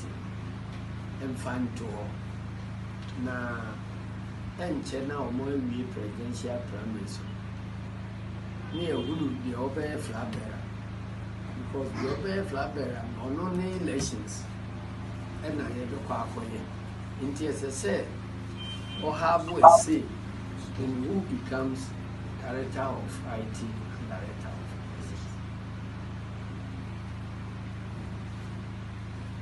Julius Ukasawi prophecy. Okasa no Akasatia. President African leaders, we don't need to be sorry about that. Sorry about that. Let's go back to General Mosquito. Your continent Banumi and Sana or no Baby leader. Now, Satam Yati will be on one of the leader until the Timmy the open. Into Muhammad to me stop him. Satam Muhammad, ordinary party member. And now, at the confusion see meeting. It meeting no chair between Mahama faction and Ampofu faction. Until we na meet Odina, a fee, him say, one Kasa Kakre, Bekofa, na fee. All right, so okay, so I guess what we are hearing from the General Secretary of NDC there was that at some point in 2020 or so, before the 2020 election, they had to do nominations for various offices within the party. And the suggestion was made that at least two of such positions were reserved, one for the campaign, whatever director of campaigns, and one for director of IT, who would be doing the coalitions, because the candidates would be the ones who the election would, or whoever is the candidate, that person will own the election. So it's appropriate for that person to do the selection of those key positions. And the fact that they didn't have the candidate at that point, that they should wait until they search a candidate. And this was a demand that was made from John Dramani Mahama. And Chairman Akufo refused that suggestion because he felt like in the absence of a presidential candidate, he is leader of the party and he can make those decisions. There's no knowing that Mahama would be the one to win or not. So it shouldn't be that they leave those things to Mahama. And as a result, that meeting split into two. There was a faction that was a Mahama faction, and there was a faction that was Paul Ampofo faction. There was all kinds of other accusations. But let me start this thing from Lifetime Legacies. You're just joining, so I would like to hear your voice first on this thing. Isn't it accurate that without necessarily knowing who the presidential candidate is, that there's a leader and that leader should be making decisions? Because the NDC is fond of declaring that Mahama is wherever, when there was no contest to declare that Mahama is really the presidential candidate or the leader. In the meantime, we have leader. Why do we do these things? To kind of frustrate the positions that we have given to people to lead the party in the absence of a presidential candidate. Thank you, Alfred. Good afternoon to our listeners and viewers everywhere they find themselves. And good afternoon to Dr. Addo. He's looking so great this afternoon. I don't know who the fourth person is. That's Paul Isoso. Oh, okay. Senior comrade. Good afternoon also to everybody. I have been in the center of decision making in running political campaign before, and I know what the conflict that comes between a parliamentary candidate and a constituency chairman, and also a flag bearer and then a chairman of a political party. Okay. I have been in a serious meeting before with some of these things, so I know what goes into that transition. Normally, like what the general said wasn't a bad idea. That normally the candidates, I will use the candidate as in presidential candidate or parliamentary candidate. So if you hear me using the word candidate, it can be in terms of parliamentary candidate or presidential candidate, because similar situation applies to both. So if I use the word candidate, I'm referring to both parliamentary candidates and then presidential. Just restricted to presidential right now, because parliamentaries don't usually choose their director of election and their own director of IT. So let's just focus on the specific allegations that has been put in the public domain. Okay, I'm saying this because it's the same situation at the constituency level. So that is what I'm saying. But like you said, I'm going to restrict myself to the presidential aspect. Alfred, I think if there was just suggestion in that meeting where the president or the presidential candidate to be which we all know or knew at that time that he will be the presidential candidate, and which we all know for now again, going forward, that he'll still be the presidential candidate for the party.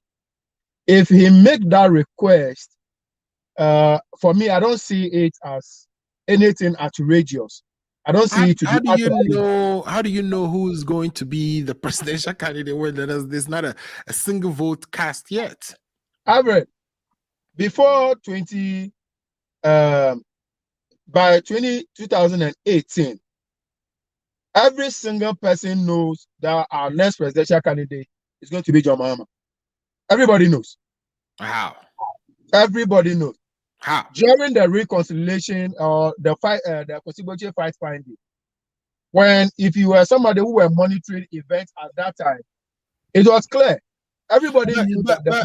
I guess my issue is: do you see how undemocratic this is for somebody to be already presumed to be a nominee way before a single vote is cast?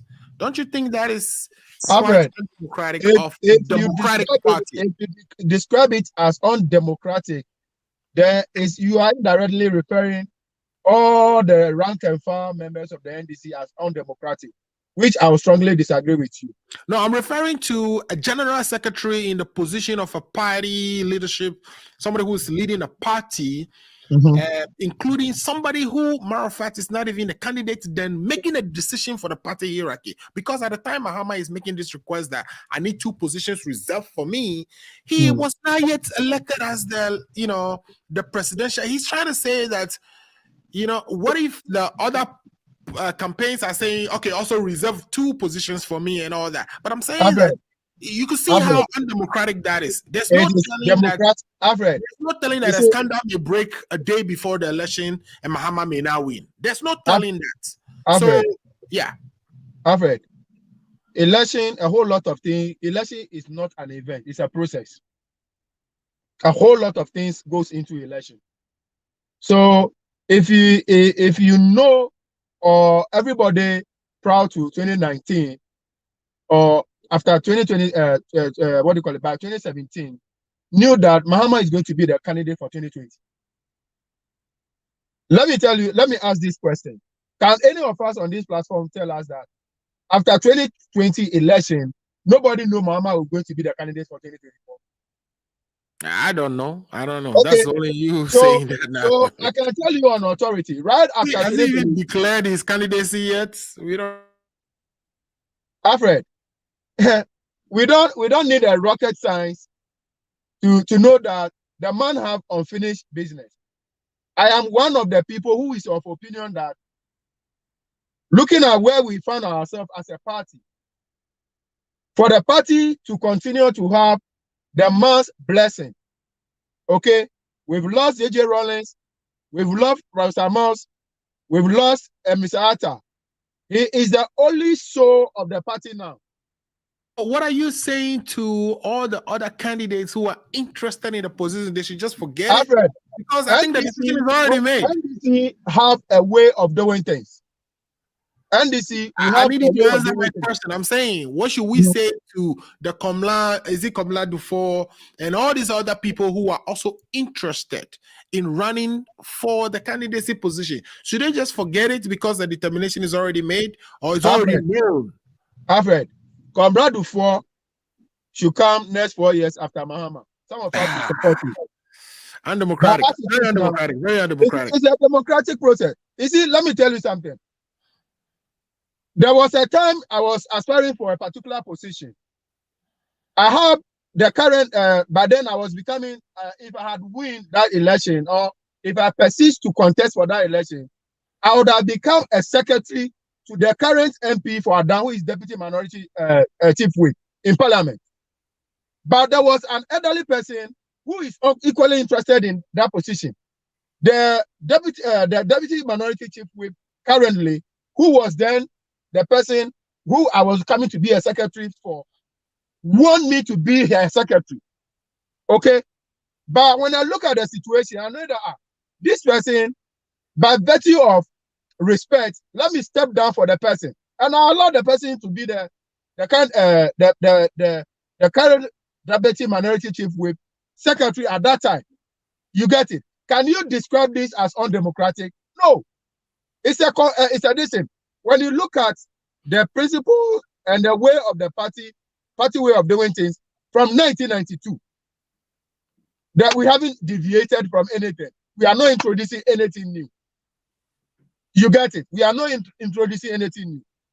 Any single candidate who will emerge after Mahama will come and campaign on the legacy of Mahama. As long as Mahama is alive and he has unfinished business, all of us, if we have to squeeze our blood for him to succeed the 4 years, to give the party the fatherly blessing that the party needs, we all do it. That is what every single NDC member, from the grassroots, from the branch level, all the way to the national level, is looking at. Nobody is singing a different song. When you go to every over 30,000, 35,000 branches, everybody is singing that song. Can you conclude by describing this as undemocratic? No. You get it. We want the blessing of the man. And the only way we can get that blessing adequately, he should serve his 8 years term. He should make that history. He's going to be the only person who, when he wins, will become a president who will live for more than 8 years, or who will be on the throne for more than 8 years. You get what I mean? So until then, every single person should wait until the man is successful. All right, Mr. King of the Democrat, king of your own democracy. I think you are kind of rewriting the rules. Now, let me just rewriting the rules. I think I understand your position on this. If that convention is bad, why didn't somebody contested the Akufo prior to 2020 election? Well, you know, the incumbent. If nobody wants to so you're asking. So you're asking a question that should be answered. The fact that nobody decided to contest him cannot be likened with the fact that other people decide to contest this candidate. But there is already a presumption. If Alan Chamati had opportunity 2020 to contest a Akufo, okay, he will do it. If that let me. I think I get your position on this thing. Paul is leaving very soon with us. There is a matter that his name came up in, and Addo was kind enough to bless us with the video of that. So what I'd like to do is to bring that up. What I mean here is, Paul Isosu, you've made a comment with regards to the youth election, and the winner of that election actually took you on. I don't know if you think he misunderstood you, or if there's any response you would like to provide for what he said. Let's listen to the tape and then we'll come to you. As much as George has every right to talk about his achievement and his victory, I'll appeal to him to be measured in his utterances and personal attacks on some of the party officials, especially Sami Jemfi. Let him be reminded that we need everyone on board for the big task ahead of us. I'll urge him to calm down and rather be open to work with all who either supported him or were against him. It's unfortunate for him to be talking like this after his victory. What we all expect from him is to be speaking about reconciliation. His line of talk is unhealthy for the peace and unity we are looking for ahead of 2024. Congrats to him, but his attacks at this moment are not good for the party unity. Thanks, Paul de Suso. Paul said, not to Ghana, so not to Massachusetts. In the run-up to the elections, I'm just a national youth organizer and he attacked me. And I want Kasa. I said, I'm in pet. When you are calling a spade, call it a spade and don't call it a big fork. So I say, I win out to Krumu, and unnecessary attacks were launched on my personality, intro after intro, and none of them found their voices. I only decided to talk yesterday. What it has my responding to one litigation, and no probably responding anyway. They've all found their voices.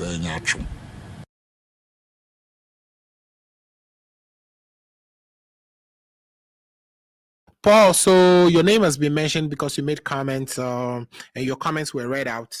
You are alluding to the fact that, yeah, congratulations to Opari, in this case Pablo, for winning, but his comments or his appearances so far has been disturbing to you. And he's saying that people like you didn't talk when others were attacking him. Now you found your voice. What do you have to say to that? Do you think he misunderstood you, or do you have a response? Thank you, Mr. Amuzu. And unfortunately, Opare Addo has shown he's immature, he's uncultured, and he's not fit for the job he has been given. Why am I saying so? He said he has made the youth arm of NDC very attractive over the last 4 years. How could you even I'm saying he's uncultured. I'm saying he's uncultured, he's immature because of his actions and inactions during, before, and after the election. Okay, look, explain.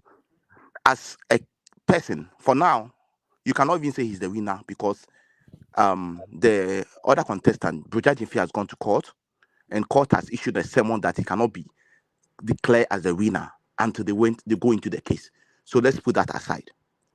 I was expecting him as a leader coming out of election whereby there was violence. I was expecting him to bring people together. The tone and the action he was taking, whereby he was moving from one radio station to other, attacking people, attacking big senior comrades in the party, Julius Debra and co., was unhealthy for the party. Elections are fought on the ground. Whatever happened on the ground, you leave it there, you move on. Do you think I don't have issues about these US elections? I have a lot of issues about it. And you know, and I've discussed behind closed doors with you, but I will not come out publicly and come and watch our dating lane outside. What he was doing shows that he's not matured. What he's doing shows that he's not a politician. Once that somebody is supporting another candidate, then the person becomes his enemy. Is that how politics is supposed to be played? And yeah, he made accusations that somebody like, I think he said he was not even running against Broja Jemfi, to be honest, that the run was against Sami Jemfi. Sami Jemfi, because Sami Jemfi publicly took over Broja Jemfi's campaign and run it himself. He accused Sami Jemfi of amassing wealth to where he has a mansion in Legon. All the things he said about Sami Jemfi were lies. That he has a house in Airport Hills, they were all lies. But Sami Jemfi didn't answer that question, right? He just said God blessed him and all the other things he said. There was no specific answer as to whether he actually owned the mansion or not. I am telling they are all lies. He said he has. If they are all lies, are you saying Sami Jemfi doesn't own a mansion in Airport Hills? He has not. He's not owning a mansion over there. How do you know this information? And he said Sami Jemfi has come out to speak. He didn't say he did not own a mansion in Airport Hills. He said he doesn't own a mansion over there. He said it. No, he didn't say that. He said if on Captain Smart show. He said he's praying for that. If somebody says that, he receive it. I wish I could play the tape to you, but he said he received it. It's a blessing. Somebody's. I am telling you, he stated that the mansion that was shown is not his. Denied the allegation. He stated that the mansion showing is not his mansion. He said it, and he said he has 6 V8, 6 Land Cruisers, and he said it's a lie. It's only one Land Cruiser that he has. So I'm not talking about Sami Jemfi. The issue over here is what you have been elected as a leader, and now I don't think I would say he has been elected. Okay, I will not say he has been elected because the issue is in court. Because he said no. Because he okay. So the allegations were that there were 22 people that were disenfranchised. There were 11 people that were misenfranchised. In other words, they were given the authority to vote, but the gap between him and so the case again, those are inferences. There's no facts. Like, I mean, I'm not a judge. The court only granted a temporary restraining order. Exactly, a restraining order for him to be declared as the winner of the. No. Paul, you have to understand what the court did here. The court gave a temporary restraining order, which is something a hearing in ex parte. That means that Opare was not present when that order was given, and that order only lasts for 14 days. You cannot give a temporary restraining order more than 14 days. You have to, if Opare appears and petitions to be heard in 2 days, he has to be heard. Opare hasn't been heard on that issue. So he could say that, well, the reason he was getting that restraining order is because his interests will not be appropriately protected if that inauguration takes place. So he's right to ask that, but it's only valid for 14 days. So there's not a determination of the factual issues. What was happening is that to stop injustice from happening. That's all. Alfred, I don't know where you are coming from. I'm telling you that Opare Addo will not be inaugurated into office today. He will not, because the court has stated that he cannot be inaugurated into office until the case is dealt with. Whether the ex-party motion is 14 days or whatever it is not the issue here. The court has given a SEM as petition, or the court has directed the EC, the NDC, that they cannot swear him into office this evening after they finish with the election this evening. Okay. What I'm saying is that, but it doesn't necessarily mean that the election was not accurate, right? I'm not saying that the election back, they're going to go into it. They go to the nitty-gritty of it. That's another issue. I'm saying that for him coming out of election and you winning with almost, is it 19 vote difference or 21 vote difference? 39. And 39 vote difference. And this time that you'll be preaching unity, bringing people together, you are rather on radio station throwing tantrums left, right, center, forward. It's not healthy. Okay? He was saying that I'm hypocrite, Nyachum. I don't know that Nyachum is hypocrite, right? I think that's lies, right? Is it lies or hypocrite? I don't know what he was talking about. But I mean, it's unfortunate that he was attacking not only me, anybody who could say anything about him on other radio stations, he attacks them, insult them. If that's what he's going to bring, then I'll tell him he's failed already. Because we need a united front. As a leader, you must come and swallow all things and then make sure that you bring people together. You don't come as a leader and separate people or get people away or bring confusion and be insulting left, right, center for it. Okay. I'm saying elections come with replication. The US election we held, there's a lot of issues that didn't go on right. But I will not come and sit on radio and then watch our detailing outside. What he was doing was wrong. I caution him, and if you think that's what the response is going to give, that is up to him. We are going to move on. We are going to work as a team. Whether he likes it or not, he has no choice to work with Sami Jemfi and all the new executive that will be elected. That is if the court affirms his election. That is if the court affirms the election. We don't know what the court is going to say in the next few days ahead of us. Whatever happens, if the court affirms the election, I believe, or I will recommend that he comes out to apologize to all the big shots he insulted. Julius Debra and the senior comrades he's insulted.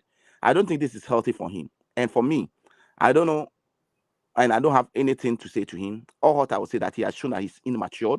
He's not fit for the job. That's all what I would say. Would you work with him even if he has not apologized? Of course. I mean, it's not the bigger picture is the 2024, not his individual. Okay. We are looking at the bigger picture. The bigger picture is not about anybody. It's not about politics. It's not about anybody. It's about the bigger picture. Okay. We are all looking for power, and the way we can do is to help and work together to win power. We need unity. We need togetherness. We need a common front to be able to win power. So that's what we are going to do. Now, let me come to the earlier question you posed to Legacy. Okay. The NDC is a democratic party. We are going to go through the democratic processes. Whoever or the number of people who want to contest as a candidate, they will all come on board. They will contest. We will go to Congress, and a candidate will be selected. Have you had any wins of who has won yet? Because I think they should be done by now, right? No, they are not done. They are still. I mean, they're still counting votes. Okay. They are still casting votes. What I wanted to also state over here that as much as I'm going to go for Mahama. I want Mahama to go. We cannot conclude and say he's going to be the final candidate. Right. We are going to go through the process. Okay. So when you say that, right? Do you then agree with? When you say that, then do you then agree with Ofosu Ampofo when he says that, it's not appropriate for us to have somebody who's yet not a candidate to be making choices of who becomes director of this and that? I disagree with Ofosu Ampofo because, look, there are some sensitive positions that you need to give chance to whoever is going to be the candidate to have an input into it. Right. And so that example is the director of election, the IT director. There's some sensitive information. Don't forget that when you are making your statement, you said allegation. It's not an allegation, it's a statement of fact. Whatever Asentu Ketia said, a statement of fact. Okay, so if it's a statement of fact, right? Please hold on. Can you allow me to flow, please? Right. Nobody has come to challenge and said that what he said is a lie. It's a statement of fact. Okay? We need to give people opportunity. If that is the case, right, it bothers me because how is it a statement of fact that Griffiths is colluding with Bawumia and Asedu Ketia know about this when Griffiths was appointed and Asedu Ketia didn't do anything about it? How is that a statement of fact? That you know your enemy, raised. there's an enemy in your camp, but you allowed that. How is that a statement of fact? That is the issue he raised, and that was where the some people took the decision he wants to resign. If that's not going to allow him to appoint as the chairman, by then to appoint people who are supposed to lead the various, directorates. So let's be reasonable here, right? So you, secretary of the party, you know that the opposition has infiltrated into your camp and the person they have sent into your camp, you are now appointing that person as of your director of IT who will be responsible for collecting your results. But because chairman wants to resign, you decided, okay, if chairman is not going to resign, it was put into vote. But we would allow the opposition's appointed secretary of director of IT to screw us up just because we want to avoid the backlash that will come from chairman's resignation. Is that what you're saying? That's not what I am saying. And you are rather trying to put words into my mouth. Okay, I'm not saying what you're saying. Let me hear you clearly. Don't try to put words into my mouth this afternoon. I am saying that this issue came up at FEC meeting and the majority carries the day. I think it's appropriate, and I side with General Asedu Ketia, and I'm vying for him to be the next chairman of the party because we need people who are bold, people who will be ready to lead us into victory. Of course, at that FEC meeting, that's when they had it, majority carries the day. Of course, you might disagree with it, but if the majority people vote that this one is, you have to go by it. No, I am saying, Paul, what I'm finding hard to believe is that, right, there is an infiltration into your camp. There is Bawumia selected person that you are making the director of your IT who's going to be responsible for your position. You are telling me that majority carries the day. So majority says that person should be. So we are, isn't that there's something you're missing. There's something I'm missing. Asedu Ketia never alleged that he knows something about. He said the organizer of the party is alleged. The organizer of the party is alleged. I think Mr. Asedu Ketia has not been very careful with his utterances. I disagree with you, Alfred. I disagree with you. Tell me how you disagree. I am telling you that it is not an allegation. It's a statement of fact that he has defended it. He's going to stand by it, and he's ready to stand by it. Alfred, how come that we are going to an election? Do you know the money we spend on putting up a collation system? And that 5 regions, the collation system collapsed. But again, the 5 regions, I think you listened to the Griffin's tape. Griffin is telling you that the reports are now the election results don't come by regions. They come constituency by constituency. So the whole allegation that after 5 regions the system crashed, it doesn't make any sense, does it to you? The reports come. It does. A polling station by polling station. So how did Asedu Ketia came up with his 5 region allegation? It does. But as I stated, I will not be talking about this thing if it's not in the public domain. I'm telling you that for me, we have to select leaders who will be bold to lead us. You didn't answer my question. How did the 5 regions come by? How did he get that information? Because I think I'm not going to sit here to divulge sensitive information about what happened in our coalition center to you or to the public. I am not doing that. I said that he already did that. I am a party person. He just make a statement. He did not go into details of what happened. And you are not going to push me to tell you how and why he was saying that 5 region after 5 regions collapse. I'm not going to go into that details. I am telling you for a fact that as we speak, the information on the grounds shows that we need a new leader. And the new leader is General Asedu Ketia. I'm hoping by the close of this evening, he's going to be the new party chairman. We are going to have new executives where he's going to lead the party. And we need him to win 2024 election. I think he lacks discipline, and I don't think he should. Ofosu Ampofo's time is over. He's been chairman for 4 years. That is enough. He should go and join the Council of Elders, and let's give another person a chance. Let's give the new team a chance to work. I said he has been in position for 17 years. I think he lacks discipline. He Some of the things he put outside in the public domain. Yeah, what he put in the public domain 17 years shows me his character, and I don't think that person should be any close to even any executive position in the NDC. That is my position. But that is your opinion. That is your opinion. You perfect. Okay. Take your opinion. Your opinion does determine what the majority opinion says. This evening, the majority will decide. And I am tipping for General Asiedu Nketia. I hope and I believe he's going to win. If he doesn't win, whoever wins, we're going to work with the person. But the best person for the party now is General Asiedu Nketia. Whether you like him or not, you think he's... I mean, I have nothing personal against him. It's just I'm listening to the things that he's saying. That is up to you. The 5 regional thing doesn't make any sense to me. The fact that he knows that a Bawumia person has been implanted in the NDC and he allowed it. What is his job as a general secretary? He's supposed to be the CEO of the party. So he allows the opposition to take over. Are you a panelist? He has no problem with that. Huh? Are you a panelist or you're a host? Which one it is? Trust me, I'm not gonna just let anything pass, right? I will question you. I am telling you that it's a statement of fact. That I don't think so. I don't believe it. That's what I'm saying. Afusu Ampofu sides have not come to deny that statement of fact. Nobody has spoken about it. Maturity. What do you mean by they are showing maturity? They wouldn't come and talk about it. The same way you wouldn't talk about certain things in public. They wouldn't talk about certain things in public. Such huge allegations has been made against you, and you are telling me that they are showing maturity. Really? Anyway, well, but I'm saying that, for instance, Griffiths came back and spoke his mind, right? And Griffiths is telling you that it does not make any sense for you to even say. Can we make progress? I mean, he says he's not going to divulge information. Yeah, so he's not going to divulge. So I'll stop. Look, let me tell you this thing for a fact. I was in Ghana. I was in the 2020 election. I was part of the 2020 election. When I was given a chance, few of us were given a chance to look at the collation center.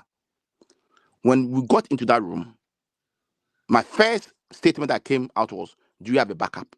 They told us, "Yes, you have a backup." I knew. That is a data person talking, you know. I knew that this thing is not going to help us. How can you be having an election? You know, I mean, the government is in charge of the National National Communication Authority, NCA, and you are routing your network through the mobile services network, who are under the supervision of the NCA. How can you even do that in the first place? But Paul, look, I don't want to talk. As I said, I don't want to. You see the engineer, right? That notwithstanding, you have done pink sheet audits. You, Paul, on this program, you promise us that you have the numbers that shows that the NDC actually won. Do you step back? Are you stepping back from that information? Because I am not stepping back from the information. I am not stepping back of that information. Because I said you step away from it. I said Nketia is telling us that we didn't have the information. He didn't say that. He said he asked for the information, they couldn't provide it. They said they should take it to Lawyer Chachu. Lawyer Chachu went and looked at that, and Lawyer Chachu says, by the way, you can't take this information to go and present anything in court. So the only strategy left is for them to press on the Electoral Commission to, put the commissioner in the box. The Electoral Commission herself presented us with 4 different results. Which one are we taking? The question I'm asking you is, which of the results? Do you back the NDC? Because the person you're saying was saying the statement of fact. I still stand by my decision that the 2020 election, we won the election. The Electoral Commission connived with the MPP to rig the election, and I still stand by that fact. General Asiedu disagree. He did not disagree. Because he said he didn't have the data. He never spoke about that. He never spoke about that. We spent so much time here. He never spoke about that, saying that whether we won or we didn't. He never went to that angle. He said after 5 regions, the system crashed. Collection of the you data. Don't have the numbers. He spoke about the collection of the data. That's what he was speaking about. That's what he spoke about. Don't let us misrepresent him or send or distort the information he put out there. Asiedu Ketia never said anything about whether we won or we lost. He just said the data collapsed alongside of gathering the information, and when we went to the manual collection, How do you know the you guy won if you don't have the separated us. data? What do you mean by how did we know if we didn't win the Then data? How Asiedu Ketia say it crashed after 5 regions. You accepted that. So how do you know you won when you don't have the data? We did manual collation after that, which he said and, he had who was in charge of it, and and the there were person different figures, and there were different figures we were getting. Paul, and the same you need DC to was go getting listen different to General Asiedu Ketia very well and see if this guy's not irresponsible. I'm not going to change my mind. I'm not going to change my mind. You're not going to. I mean, you are not going to force me to change my mind. My mind is made up. I am telling you that the election, whatever it is, we need a new chairman to lead the party. Whether you like it or not, you can decide to agree with me or not. Every election comes with issues. The issues came. We saw it. We're going to work on it, and we're going to make sure that it doesn't happen in 2024. Right. And all we are saying that we need a new leader should lead us, and I'm tapping for Asiedu Ketia, and I believe and I hope at the close of this evening, the next an hour or two, when election voting is over, and they Chairman Akufo will be declared of the chairman, right? Asiedu Ketia will be declared the chairman of the party, and we are going to have a new leader who's going to lead us into victory 2024. All right, no problem. Thank you so much. In the event, Asiedu Ketia, in the event of Osuampofo become the chairman, we will all rally behind him and support him. It's an election. Whoever wins, we rally the person. But I am taping Asiedu Ketia, and I'm going to make it public anywhere. I stand for Asiedu Ketia to be the next chairman of the party. Okay, no problem. Thank you so much for those submissions right there.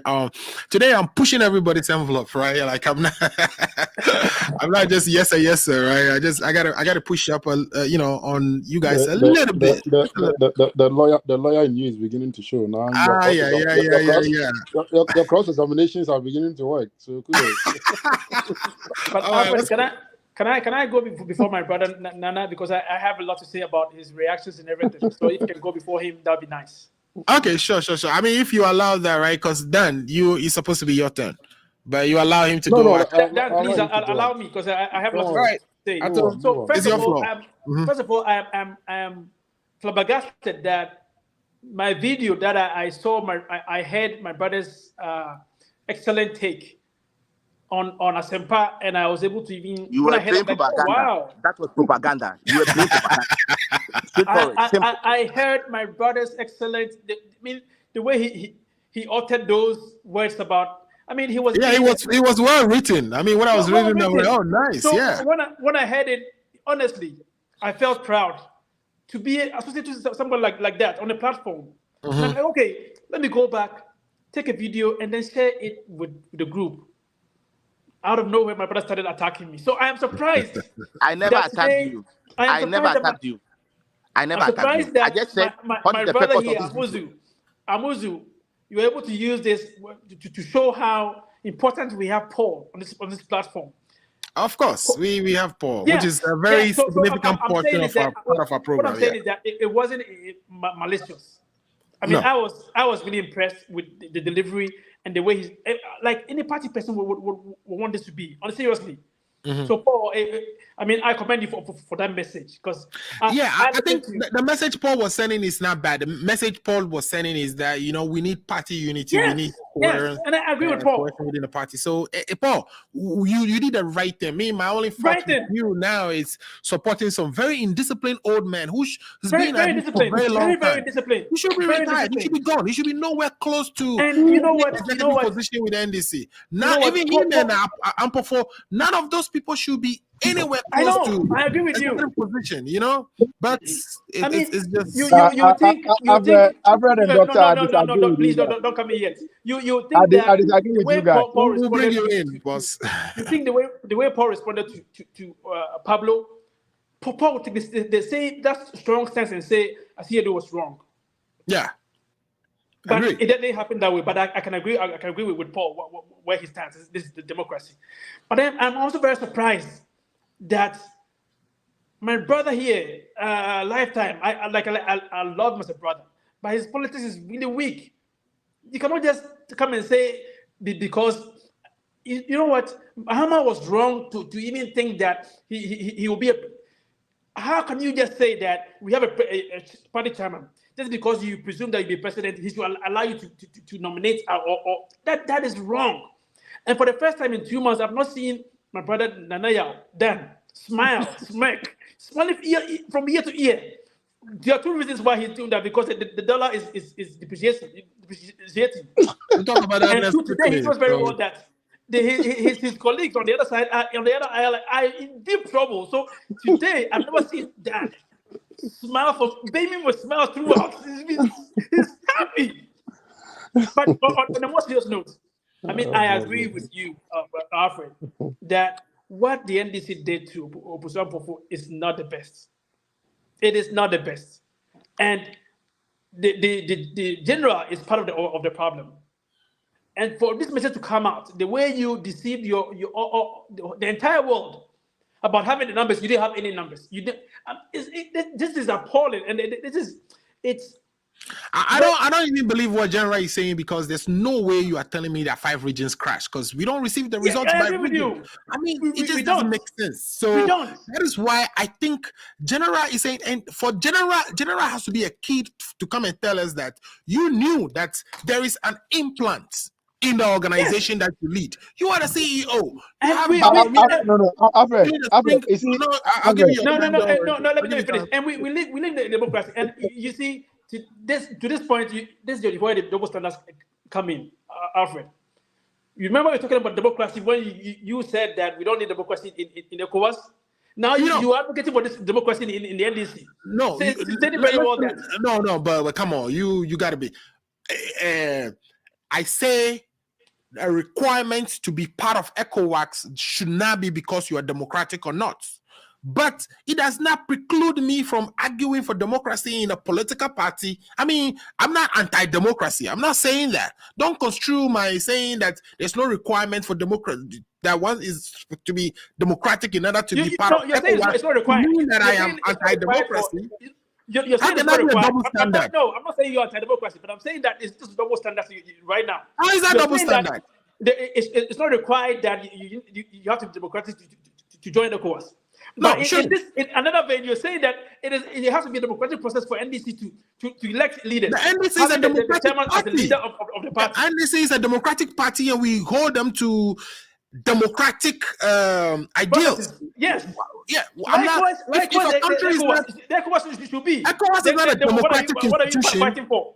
I mean, come on, bro. ECOWAS is not a democratic institution. ECOWAS is not supposed to be. ECOWAS is, what is ECOWAS? ECOWAS is Economic Community of West African Countries. It's not supposed to be that West African country has to be democratic to be part of that. But there are rules that the government. Move it on. You kind of. I mean, there are rules. There are rules that govern any association.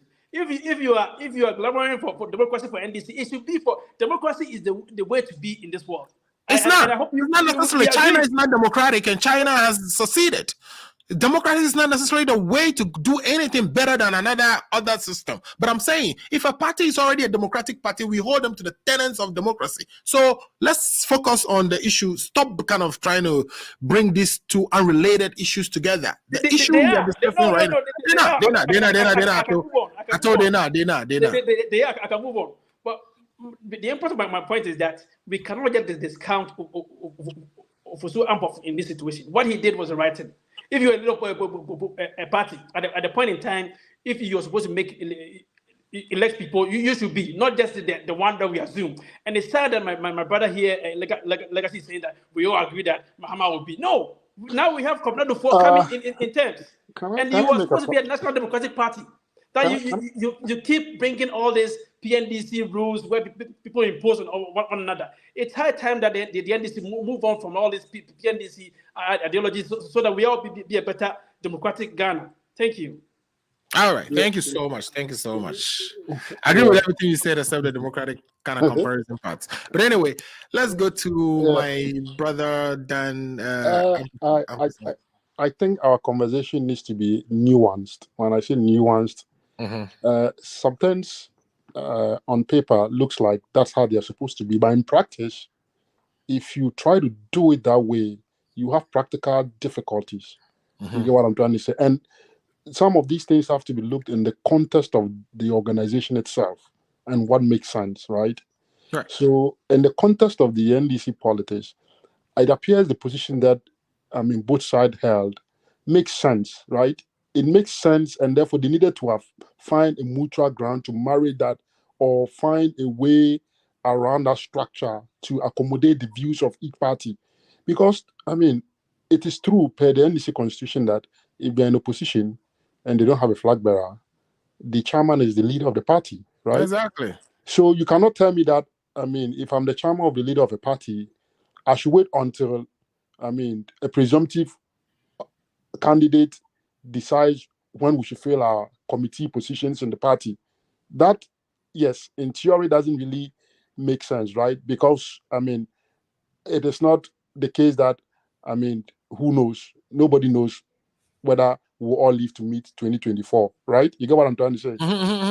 So if you look at that in a bigger context, if we don't live and beyond, and let's say, excuse me, Mahama even decide that he's not going to, he contest. What happens to those nominated people? Are we now going to say, hey, because the candidate that said we presume was going to be our candidate now says it's not going to be, you guys should step aside and we should now go and replace the new guys on the committee with another candidate who has come in?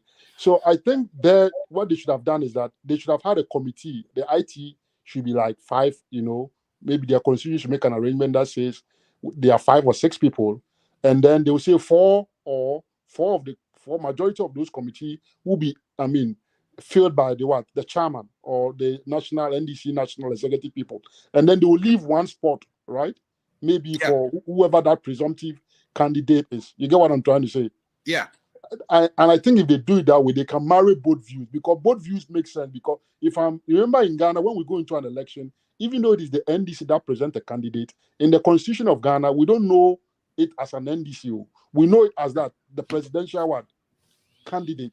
I don't know if that is why even when we go to court, remember, it is not the NDC that goes to court. It is the presidential candidate that files that contest an election result. And sometimes the party will go and support him. So if you look at it strictly from a constitutional point of view, it is the candidate himself that is standing for the election. The party is only preparing somebody and presenting him out there. So in that arrangement, yes, it will make sense why the person who is going for the election needs to have comfort about the people that are going to collate the results that come to him. So I see where that argument is coming from, which is not a bad argument. But my surprise was that I was surprised at Ofusampofo's reaction to that suggestion. Like he didn't even want to give room for negotiating that particular, but the thing is that there's always this undemocratic way of approaching this issue in the NDC, where it doesn't matter whether it was 2016, 2020, or what it was. Everybody just assumes that, Mahama, like even you look at Sami Jemfi, everything he says is that everything with President Mahama, former President Mahama, it's not giving an opportunity and a fair playing ground for others to contest. So I can see where, as a chairperson of a party, you want to make it democratic. Yes, that's what I'm saying. Yeah, in the context of the argument that in this nuanced conversation, what Ofusampofu was saying, that in theory looks like the right thing.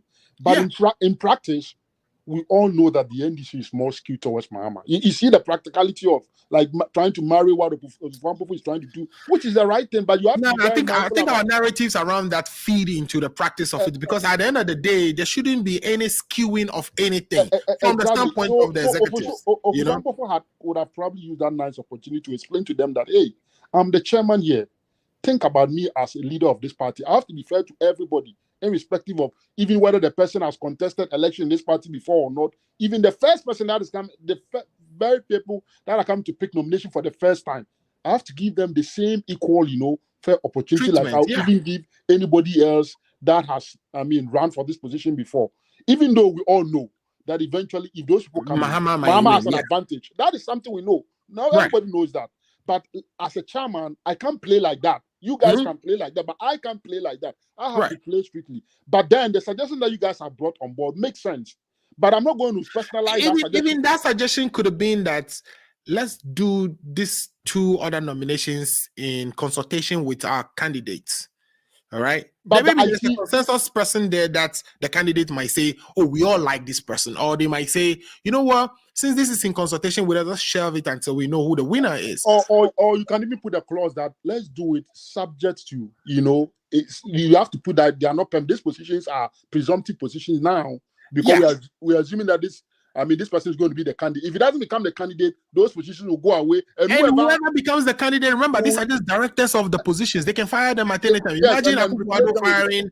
Akufo even actually pushing a process to fire the chairman of the NDC, MPP, and the secretary. So those changes can occur. Can occur. But, so I think that is where Ofusu Ampofu should have then say, shouldn't have dismissed and make it look as if somebody's against him. That because what the other people too were saying, it's about trust. We all have to trust ourselves going into this process, right? We can't be a team and not trust ourselves and have, so they were trying to build trust around the process as they go into this thing. So I think he should have not taken it too personal and dismiss what the other folks were saying outrightly. On a practical level, try and create a structure that can accommodate that within the, and it becomes a structure that you can use going forward, so that you're not personalizing it to one person like it's John Mahama. So even say that as he may, right? Be that as he may, he hasn't really listened to them. He just went ahead and chosen Griffin and all that. Then Mahama became the candidate. No, but I think the way they suggested it to, it looked very awkward, because you can't say that, hey, if I'm the chairman of the party, we should wait until we know who our presidential candidate before you can nominate, because these people have to start working even before the election day.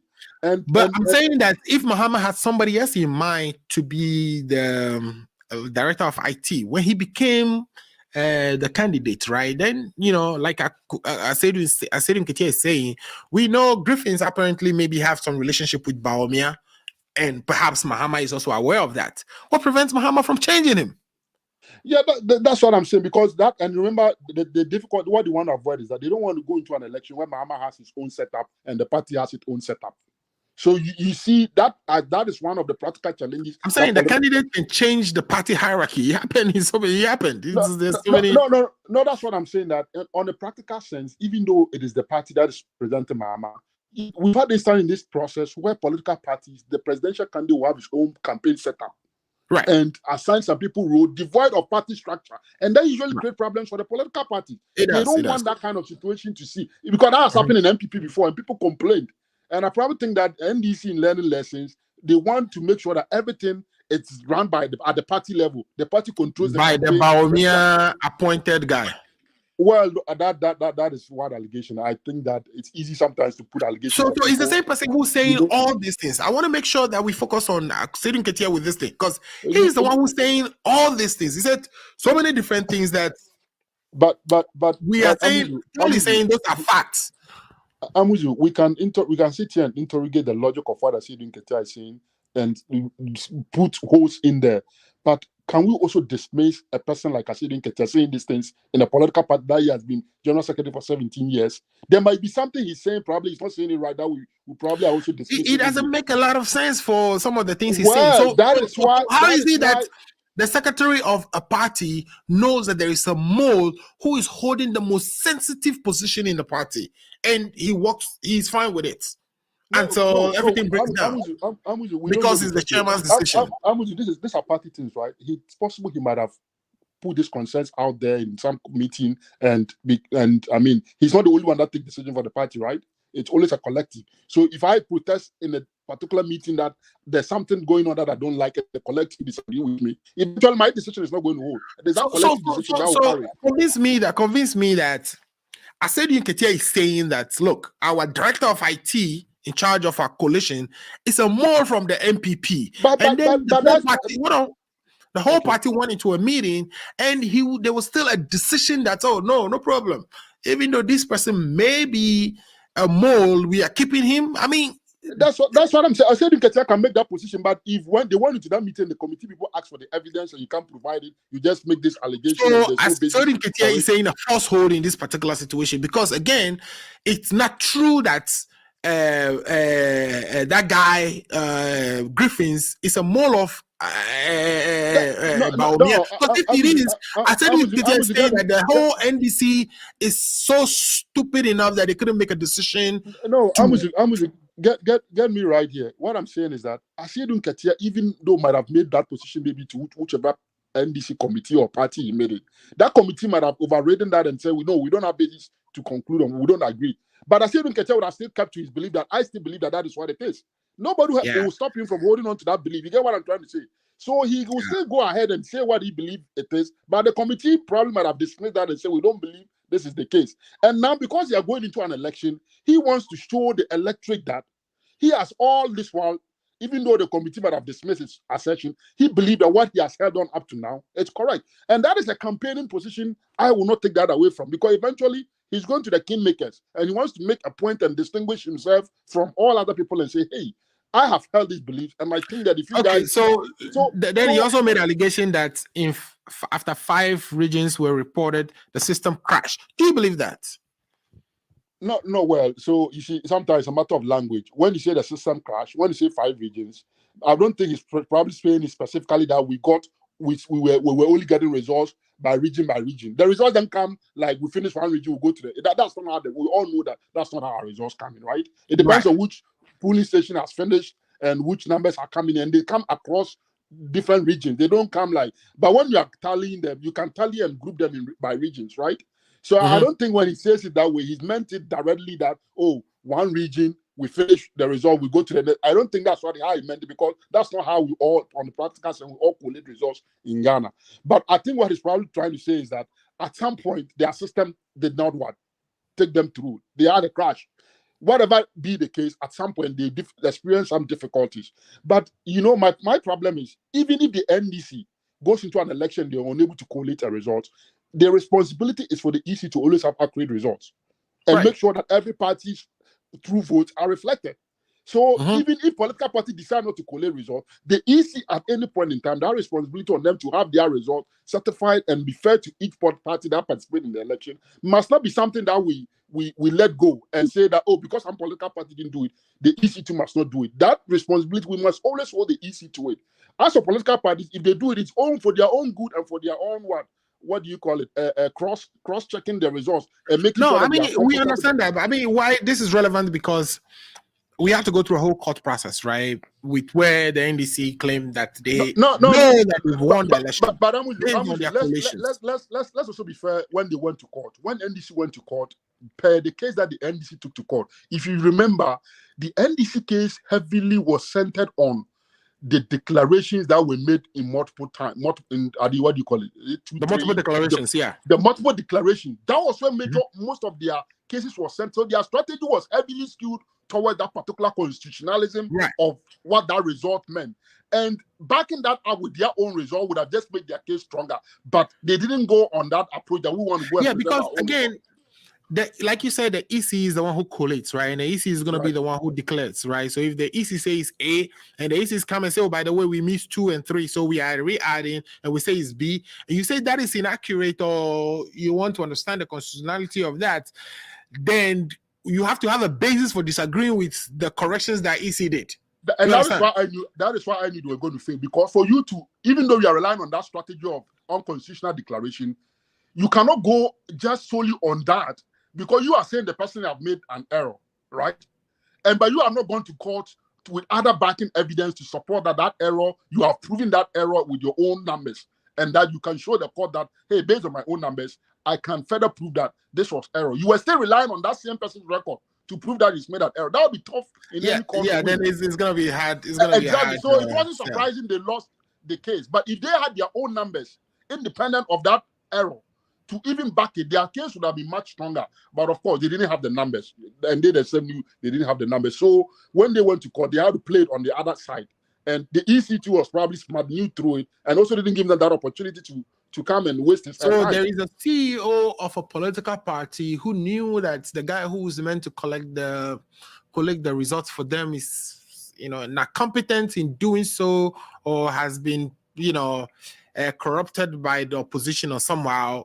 Not but to do the work appropriately. And then the evidence came where the person was not able to collect the result correctly. After 5 regions, according to this individual, the system crashed, so they didn't have the right result. However, he went to courts arguing that remember he said in the leak tape, he even further follow-up. He said that when they went to their main lawyer, right? When they went to their main lawyer, the strategy was they have to smoke it out.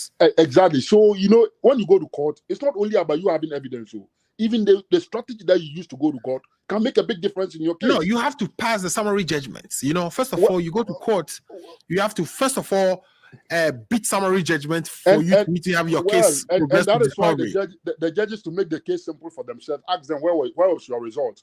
The judges refuse to grant summary judgment because Akufo Addo say they failed to state the case and therefore there should be a summary judgment. But the judges refuse to grant summary judgment, saying that okay, let's progress it to the next level, which would have been discovery. But a discovery can be a fish. What do we even call fishing it? Expedition. It can be a fishing expedition, So they try to use the discovery to hunt for the evidence they needed themselves, which would have been the evidence they needed to actually sustain summary judgment, which the ruling on the summary judgment, it wasn't because they have enough evidence to actually escape summary judgment. Otherwise, the case should have been dismissed as summary judgment. Right. But the judges wanted to listen through, and that is why that is why I like the court system, because when you go to court, you see all these nuances about propaganda, lies goes to lie, and then we can focus on the actual facts of the case. At that point, you don't have the liberty and the luxury to bring, I believe. You have to really prove your case. Yeah, it's not I believe. Yes, you have to have a back, Yeah, that is why I always tell people that the court system provides for us to take all this noise away and then now focus on the real issues. At that point, whoever is playing mischief will find himself wanting, if indeed he didn't have a case and he just went to court to waste time, will expose that person. And whatever judgment the courts make, those judgments are not just for NDC.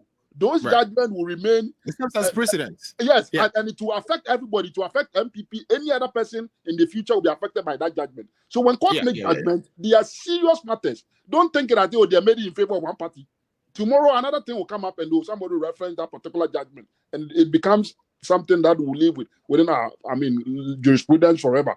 So for me, I like the court system for that kind of thing, because sometimes our people are so dishonest. We lie so much. We don't tell people the truth, and we try to cover our weaknesses with these lies, knowing that the masses cannot, see the difference, right?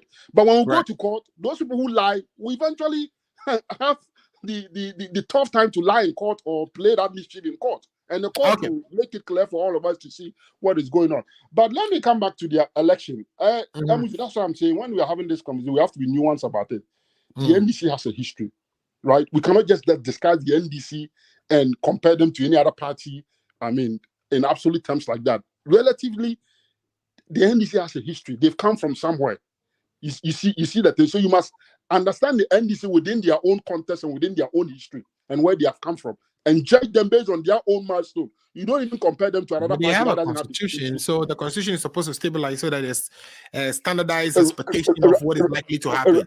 You just can't say, let's use some custom or history or whatever we had before. No, they have a constitution, but that's what I'm saying. Understand where they've come from before coming to have that constitution and where they're going.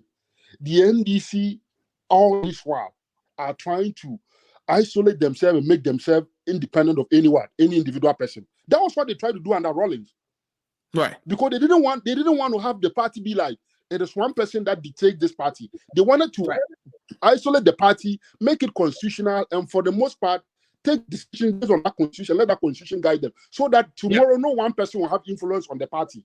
But you see, in as much as the NDC tried to do that with Rawlings, they fall into this Mahama trap again. And whenever they are taking any decision, even though they want to be independent, they still look back behind them and be like, oh, we still need to rely on this one person that has influence in our party. Because in the past, we were trying to get away from that. But getting away from that has not been easy.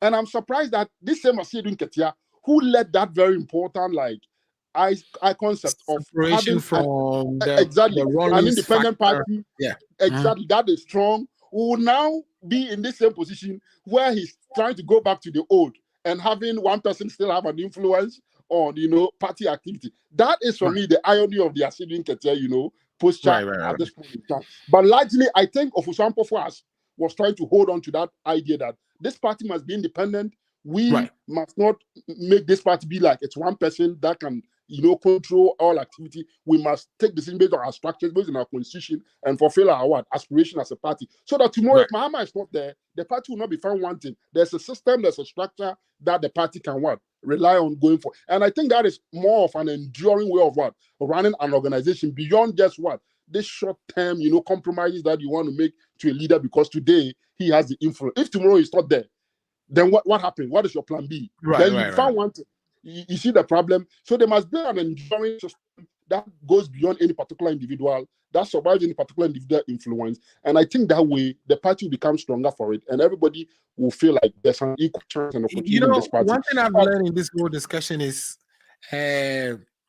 whether Ofusu and Pofo, I don't think there was anything done badly in 2020 because it is obvious that the NDC actually lost the election.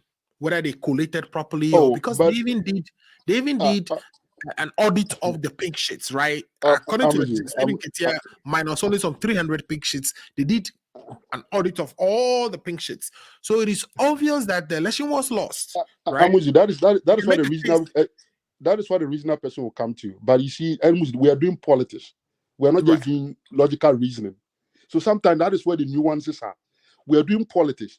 Politicians, Amuzu, do you know how we keep our supporters charged? But on this show, on the Ghana agenda, we try to be reasonable, right? We know right, but I'm bringing politicians here, but we want to hold them accountable for. I know that is what I think journalists must help our parties grow, and I agree with that position that you are taking. But I also want to give it the other side of the reality that as political parties, if you're in opposition, it's not easy managing a party in opposition. No.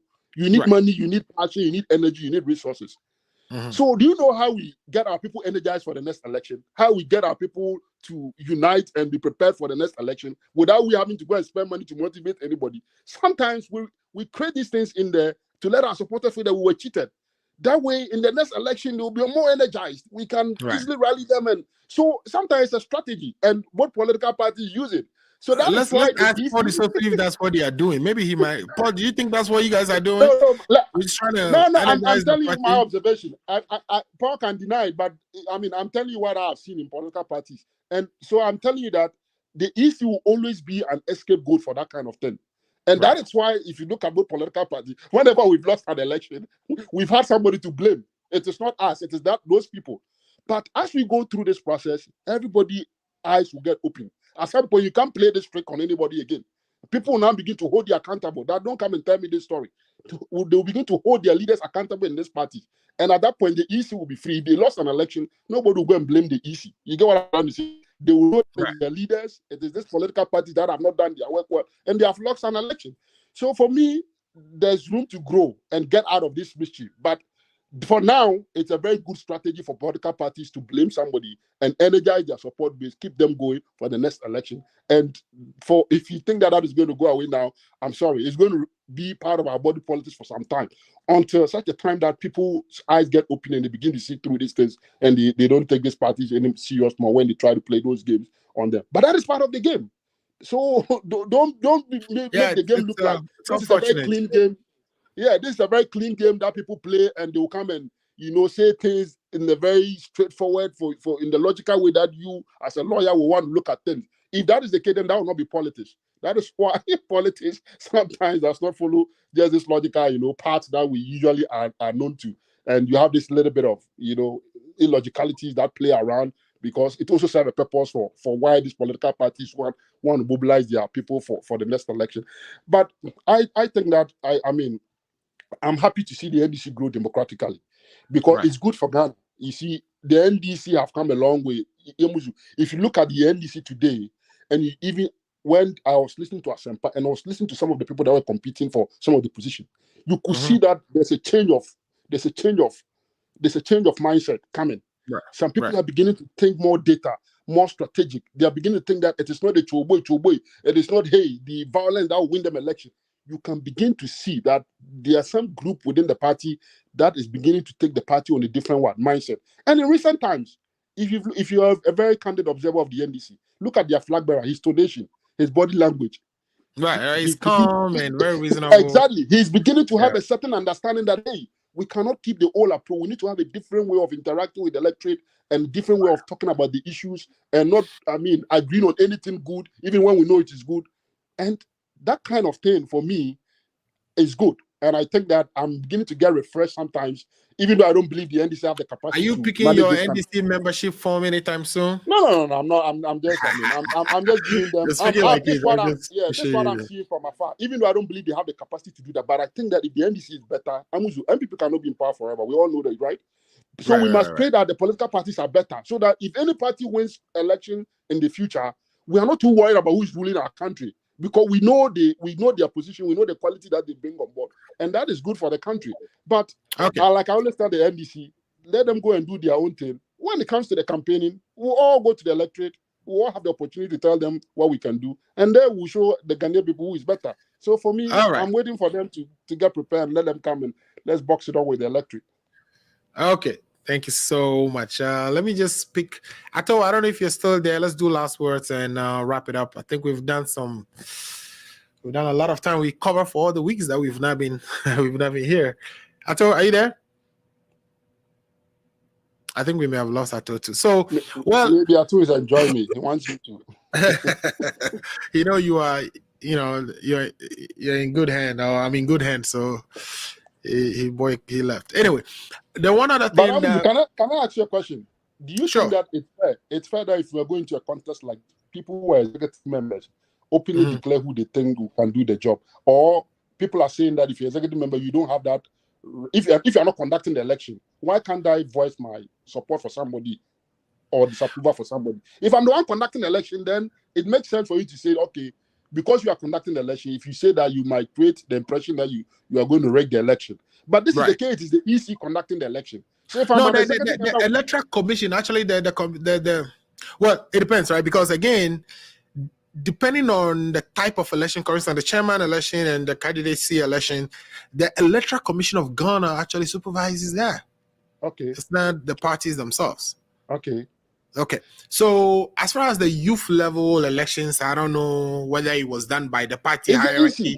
Is the EC that supervises that election? Okay, so, every election. If the EC is supervising the election, why can't I'm not supervising? I don't have any control. EC is going to count whoever won or whoever lost.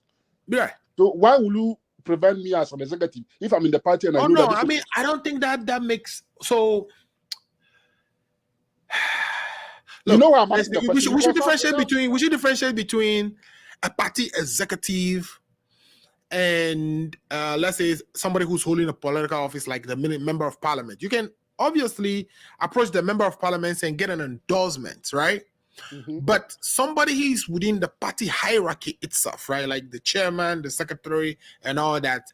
I think they should have some restraint on endorsing, because they may have factions that will throw weight behind a particular political candidate. Here we know, their endorsement that's the powerful people in the parties give to specific candidates. But I don't see, let's say, for instance, somebody who's an officer of the Democratic Party, like the chairman or the secretary of the Democratic Party in the United States, endorsing a particular candidate. I don't see that part, because they are in a position that requires fairness, right? So it will be unfair for them to, because they sit in committee decisions, they make decisions that are likely to favor one party or the other. So they have to show fairness. But that is why somebody also asked the question that because they sit in those committee meetings, they know the workings of the party and they know the people who will be needed to advance the cause of the party. And therefore, you are giving too much power to. This is supposed to be democracy where individuals go and vote to kind of choose. It's not based on the knowledge you have as a person about some specific person's working. That is why the candidates are allowed to go and sell themselves. Otherwise, we could have relied on people who know about the candidates to come and just give references, and then we'll vote based on the references. You know what I mean? In this particular case, we are opening it up for everybody else to. It's popularity game. So we don't want you skewing, like, especially if you are in a privileged position to know certain things. We don't want, it shouldn't be, it's not appropriate for you to skew. Okay. And now my last question to the NDC folks: have the NDC ever had a chairman that have stayed on for more than 4 years? I'm talking about chairman, not general secretary. I haven't It looks like all their chairman. I mean, are only 4 Rollins years. was some de facto chairman at some point after he left office, and he was just the chairman. No. Can somebody be? I mean, I know Kwabena J didn't go 8 years, right? If late Kwabena J, I don't think he had 8 years as chairman. And before him, who became the chairman? Before Kwabena J, I don't know. Before Kwabena J, who was? I don't remember any chairman of the NDC having gone 8 years. It's general secretary there. I know. I said he has been there for a long. But chairman, it looks like all the time they changed a chairmanship. You know, no chairman ever gets 2 nods. So that is what makes it difficult for the Ofusampofu case. But I mean, if you look at this election and where the NDC stands now, I'm not surprised they went vote for Ashedun Ketia. Do you know why? Why? I think there's a party hierarchy behind him, right? No, not even the party hierarchy, because the Ashedun Ketia style of politics is what pans to the people. It's what most of the foot soldiers, resonate with. Right. And that kind of politics too doesn't resonate with, excuse me to say, a lot of very objective, like level-headed, reasonable people who are not necessarily party folks. Yeah, I personally don't think he showed maturity, because if you look at things on the surface, you think that you see Ufosu Amposan restraining himself, not in the public domain, putting out dirty stories out there about him per se. I think for the longest that he's staying in the party, there could be things that would be said about him as well, right? But I get it, but that's what I'm saying. But because it's party politics, and it's not the people that are making the decision are not all like you, Amuzu. The way you take an issue and go deep and analyze it and make all the connection. Most of the people that are voting, they don't care about this analysis. All they care somebody who will come and stand in front of them and motivate and say things that will ginger them to go and vote, get the elections, and win. And I say Ketia carries that charisma more than Ofusampofu does in reality. Ofusampofu is that more administrative person. Sit back, let's strategize. Not that public person that will come and say some things that will push people or get. So I have my reservation on him too, because I've heard him on occasions say some of the outlandish things ever said on air, live tape captured with him saying really things that he shouldn't be saying. So my position is these 2 individuals should not be anywhere close to executives. Who would then come up? Because these two, they look like they are most experienced when it comes to NDC matters. I mean, they can be others in the background using their experience to advise others to actually carry the mantle. They can write books. They can do all kinds of other things. We don't need them because their style of politics is no longer where the country is. It's just people are discerning these days, right? People are listening to reason, and these people are not offering that. That's why.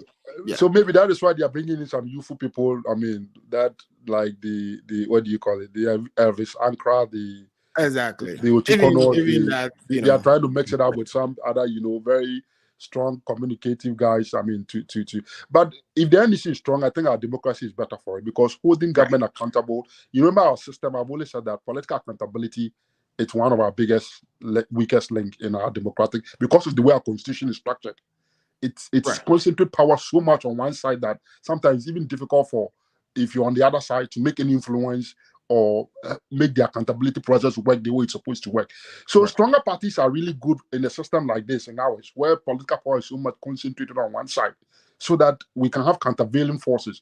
That is how any good system self-sustain itself. Countervailing forces playing around, and effective ones, not, excuse me, the lazy one.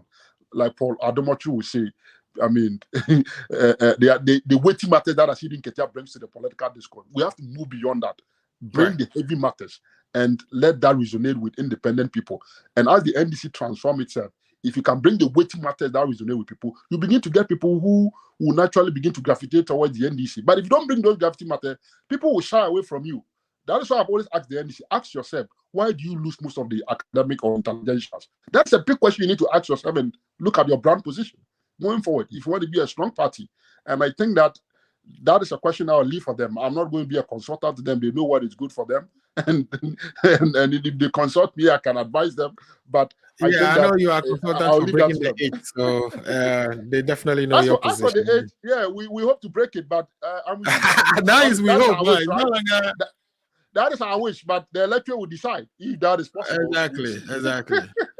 Anyway, left one topic that we were supposed to talk about, which is the Cedis performance, because I think it's worth talking about. Maybe we might push it to next week. But if you want to pass a quick one line on it, the Cedis on the rise, and I'm happy the way things have turned out. The reason why I'm happy is that for those that were speculating, that didn't need dollars, that were speculating, they are going to take these losses. And for me, that is a big lesson to them. That you don't do that. If you don't, because you cause pain to people when the city was really depreciating, right? You cause a lot of pain to people. You make people lose money. Didn't need. Others will argue that the international financial arrangement is based on speculation anyway to start with. So, that is part of the market, right? There's some speculative element in the market always. But if you overdo it, this is some of the consequences, because what you do is not supported by the fundamentals, the long run fundamentals. So yes, CD currencies can depreciate. Our CD was going to depreciate no matter what. Let me ask the question: what do you say accounts for the rise that we are currently witnessing in the city? Is it the IMF program that we have a staff level agreement for, or there is other policy positions that you think causing the rise against the dollar? You can also see where the dollar itself is not performing very well. So but put that conversation in context. When you say the dollar is not performing well, it is relative to the dollar's own performance, not to other currencies. Right. Because the dollar was surging, but the momentum has just slowed. But the dollar is still higher relative. Right.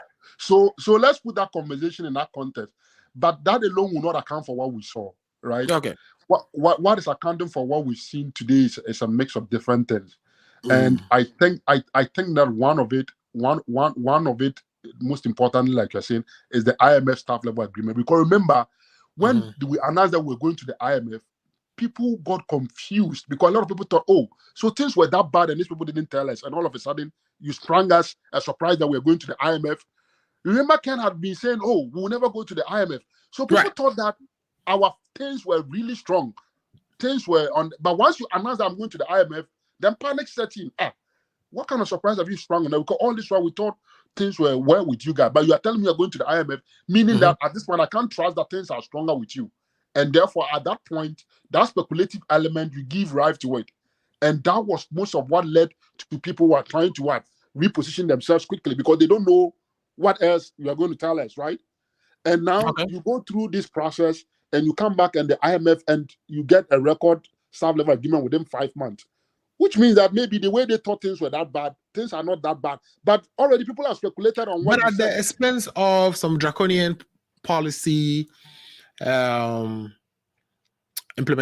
in the country, where of course people's investments are getting heavily impacted, especially the bonds that we heard of are going to be restructured, where there's going to be zero interest for the next 1 year, then there's some 5% and then 15% going into and stretching even the maturity periods, etc.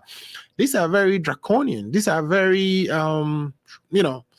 not pleasurable to our people. So the expense, the what we have to sacrifice to actually even get the IMF to actually back us up with the agreements we are currently about to undertake with them, it's very hard for the citizenry. You know what I mean? So I see the combination of policy positions that the government have to take and the bitter pills they have to take, and even trying to sell that is becoming problematic in a way, because the inflation numbers are where they still are, the interest rates are still very high.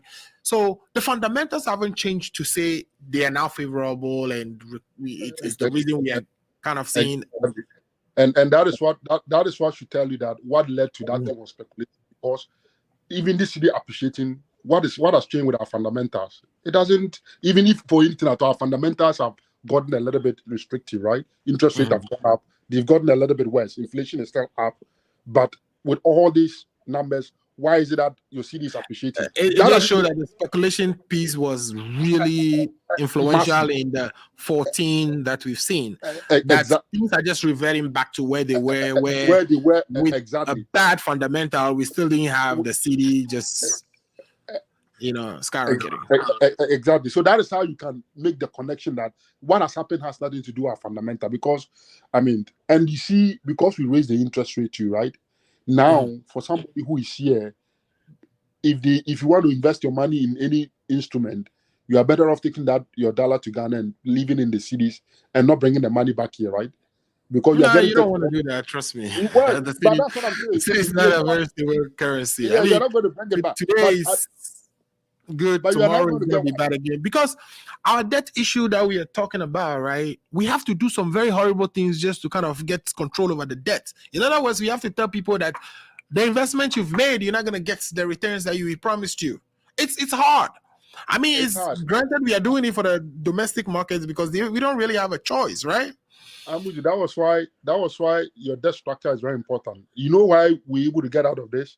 Remember, before coming into this particular position, our debt structure was that 49% of it was domestic and 51% of it was what? External. Well, we had to kind of, take the bonds and then pay the I think we reduced the domestic ones because the interest rates were so high. That's what we were doing before, right? Right. And that is what I'm saying. So what has saved us here is because most of the debts that we owe are domestic. So your domestic people, you can deal with them. Those are the first point you can always deal with when it comes to your debt, right? And that is why we're pushing this burden on them. But then this burden that we're pushing on them, think about it, Amuzi, what is the alternative? If you don't have it, then the economy finally collapses. Then even that investment that you say, now you're getting some interest cut on, you might probably even lose everything. Just like somebody might have lost his money with this CD depreciation or CD1 appreciating by market forces. You can lose your investment. And remember, whenever you're investing, there's this clause that past returns don't guarantee. It's a risk and return, right? It's a risk and return environment. So you can lose. Not to mean that the government bonds are supposed to be the most stabilized because you are pegged to the risk-free, and then so you don't expect the government to be defaulting on their bond. That is the safest. And this is where we put our retirement funds and all this other stuff. So it is just painful that the government, what we are doing here is akin to price control, things we saw in the 80s where Rollins just all of a sudden decided that, I'm going to control prices. I'm going to do this. That is where government has influence, because even this pension that you're talking about, remember when this government came, there were a lot of pension in arrears. It took this government to pay this second tier and third tier pension people and provide them the money. Exactly. So what I'm telling them is that the alternative in their own environment, in the domestic economy, it looks like government is still the better relative option for them, because corporate bonds will not give you that security that you are talking, even in this current moment, because the market can make them lose everything that they have. Putting money under the mattress is the best way now, right? Well, but you see that you are worse off too. Think about it, because inflation is so high. So they're giving you 0%. So imagine inflation is on the increase. So already you are losing it, putting it in the bank anyway.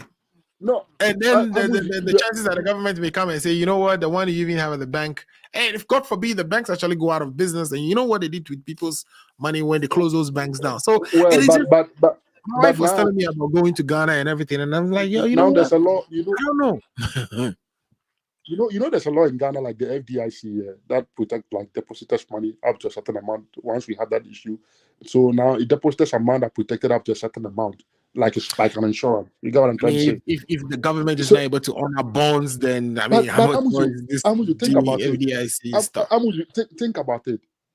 Government would default, but government will only prolong the time that it will take to pay you. But no matter what, government will always pay you.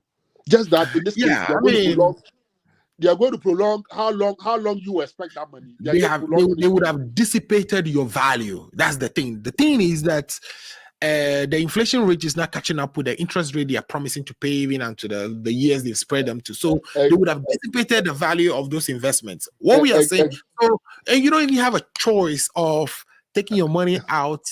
I mean, what they've done here is very significant. I mean, people shouldn't. What the government has done here is significant. It's like robbing the people daylight, But so you see why I always tell the people that if you sit there, you say you don't care. Me, I don't care about politics. Me, I don't care about this. And when we are discussing this issue, you make it look like there's some people that care, that want to discuss it. You see how government policy and decisions can come back and affect everybody in the economy. It is so people don't understand what is happening now, but they wake up to it because it's crazy what is happening. What we pray is that the economy, if they finish doing this, the economy recovers fast, grow fast, so that people can recoup some of those implicit losses that we are going to take. If that doesn't happen and the economy further goes down, I'm sorry, it's gonna be worse because where else are you gonna turn? You know exactly. Where else are you going to turn? So and chances are the NPP might not be in power. So the NDC, I'm sure. Why do you even want to come back to government? Because the trouble you have. If you don't have the government do the right thing now, tomorrow you come back and these issues with legacy issues that you have to contend with. And that is why I like the posture of the John Mahama now, talking in those terms that hey, we can't do politics as usual. We have to help salvage the situation. If the people vote for you, hey, they'll vote for you. They know the people know better what is happening on the ground, right? So if tomorrow we come into power and we don't help them fix this problem, tomorrow when we come, we'll struggle. And it will just snowball and the whole country will just suffer like that. So for me, it's time for sober reflection. But you know what has happened now, Amuzu? You know, government can cause inflation so that his debt can go down. Do you know about that trick? Well, of course. I mean, cost inflation is just push a lot of money into the system and people have plenty of money in their pockets. Prices go high. You know, it just... what is happening is it's really bad, you know, but they had taken very crafty way of doing the austerity measures they want to push around without people really seeing the ramifications that will come after it. At least the city is stabilized and everybody's jubilating. I don't think we should be jubilating this. I think we should be worried about this. That's what I tell them. We ask for the city. You know, did I tell you here before that there's nothing wrong with the depreciating currency or underappreciating currency? It depends on your relative. Our currency is made to depreciate anyway. So, but that's what I'm saying. That's what I'm saying, that there's nothing absolutely wrong with a depreciating currency. It depends on you, your relative position to that. That makes a difference. So as it is depreciating, some people, based on their relative position, they will take losses. But now that it is appreciating, some people too are taking losses. You know that they're taking losses, yeah. So it depends on where you are. It depends on where you are. That is why you have to understand these things and position yourself in such a way that you can hedge both ways. So that if it is depreciating, your losses are cut. Will be mitigated. So the thing is that we need a balance that satisfies those that want it to depreciate, and a balance that satisfies those that want it to appreciate. So that balance is where economic policy must aim at. It must not aim at trying to satisfy one end, like zero-sum game. Some people gain, and then that kind of economic will be volatile for everybody. All right, today we did 3 hours 11 minutes, record time. I mean, we've been off for so long, so it's good that we come back and engage in some of the very important issues in affecting our people today. As always, Mr. Amposa always comes with the power of oratory, power of understanding, and of course advocacy for his party.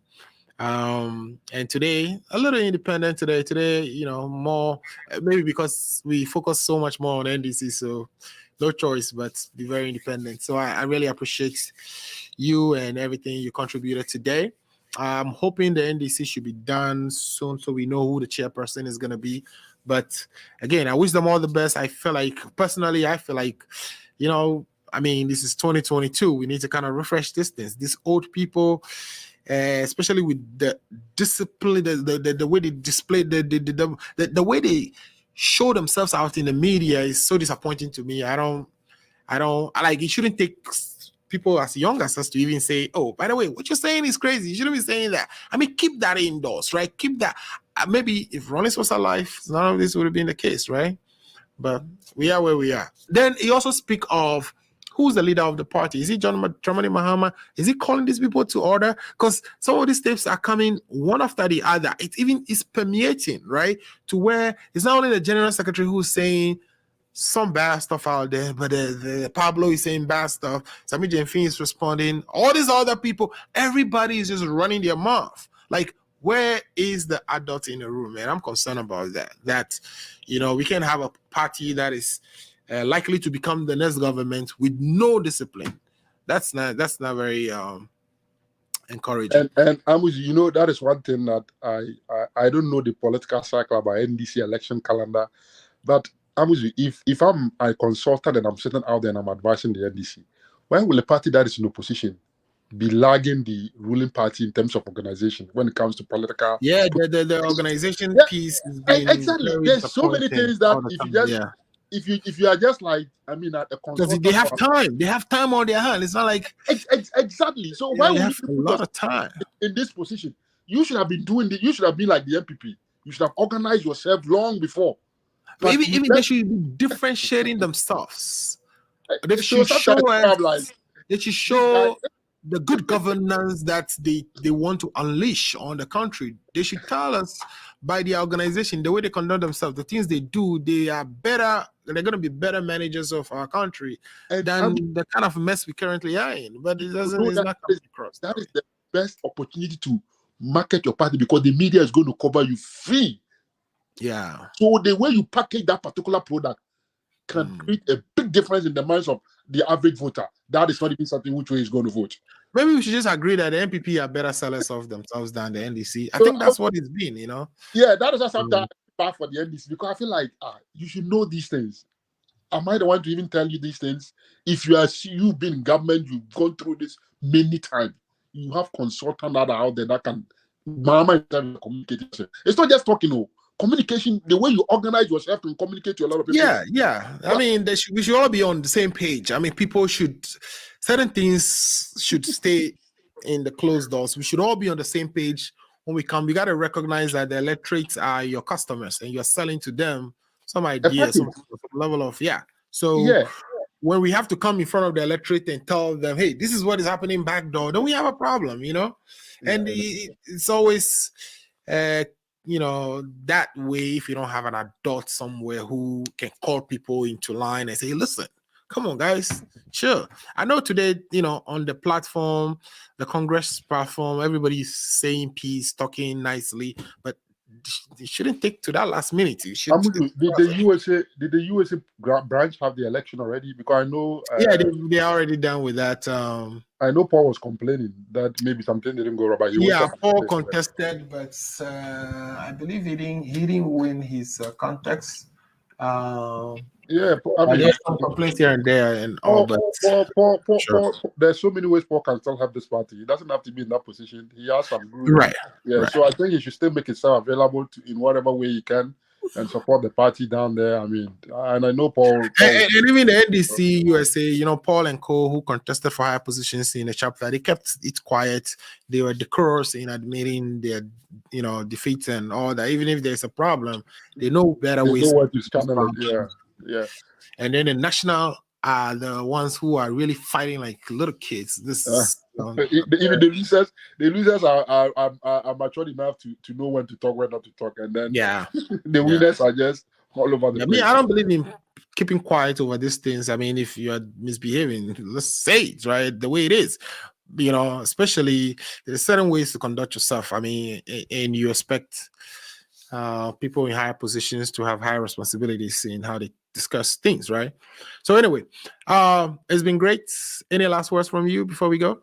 Yeah, I'll say welcome back. I know school has been keeping you, but it's all important. That development is very important. I myself have been in school a little bit, developing myself. So the world is changing, and we all need to be, abreast with time. And I can see today from your show that you've really read some case laws or whatever, because your cross examination is really hard. It's getting my brother kind of hang up on us, but I'll reach out to him and we'll talk behind the scene. So it's good, and they need that. They need to be challenged. That way, they can elevate, party politics to a level, because that even helps the party themselves. Right. And that for me, it's how I see it.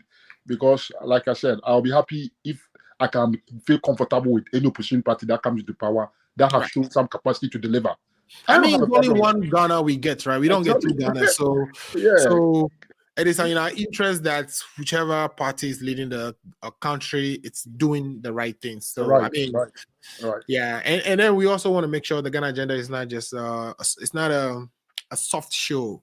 You gotta be ready to be pushed. You may not like it, but I guess maybe we'll talk in the back end. Maybe I Okay. can also get feedback on things I need to improve on. All right. Well, thank you, and have a Thank good you one. so much, man. Have a wonderful rest of the week. And then maybe between Brazil and France and the other country, which is going to be Argentina. Who are you rooting for? Who you think is gonna may the best team win. may the best team win? This political talk right there. Okay. Yeah, All right, guys. I'm indifferent. Anybody that wins it, they deserve it. They've done well. All right. Some people say Messi deserves it, but others are saying, Mbappe is getting ready to take his throne and lead the world in football. So we'll see. May the best win. Yes. Thank All you. right. Have a good one, sir. Bye-bye. All right. That's been our show. Thanks for watching. We'll be back next week. If it is Saturday, it's the Ghana Agenda. Thanks for watching. Again, my name is Alfredo Mozo. Are you 65 years or older? Good news. Illinois has expanded its Medicaid health insurance program to everyone 65 and older, regardless of your immigration status. Need help to apply? Contact United African Organization, UAO, WhatsApp, SMS, IL65 to 773-420-8976. It's true. For most people, your health insurance program increases as you grow older. That's why the state of Illinois has expanded its Medicaid health insurance program to everyone 65 and older, regardless of your immigration status. Need help to apply? Contact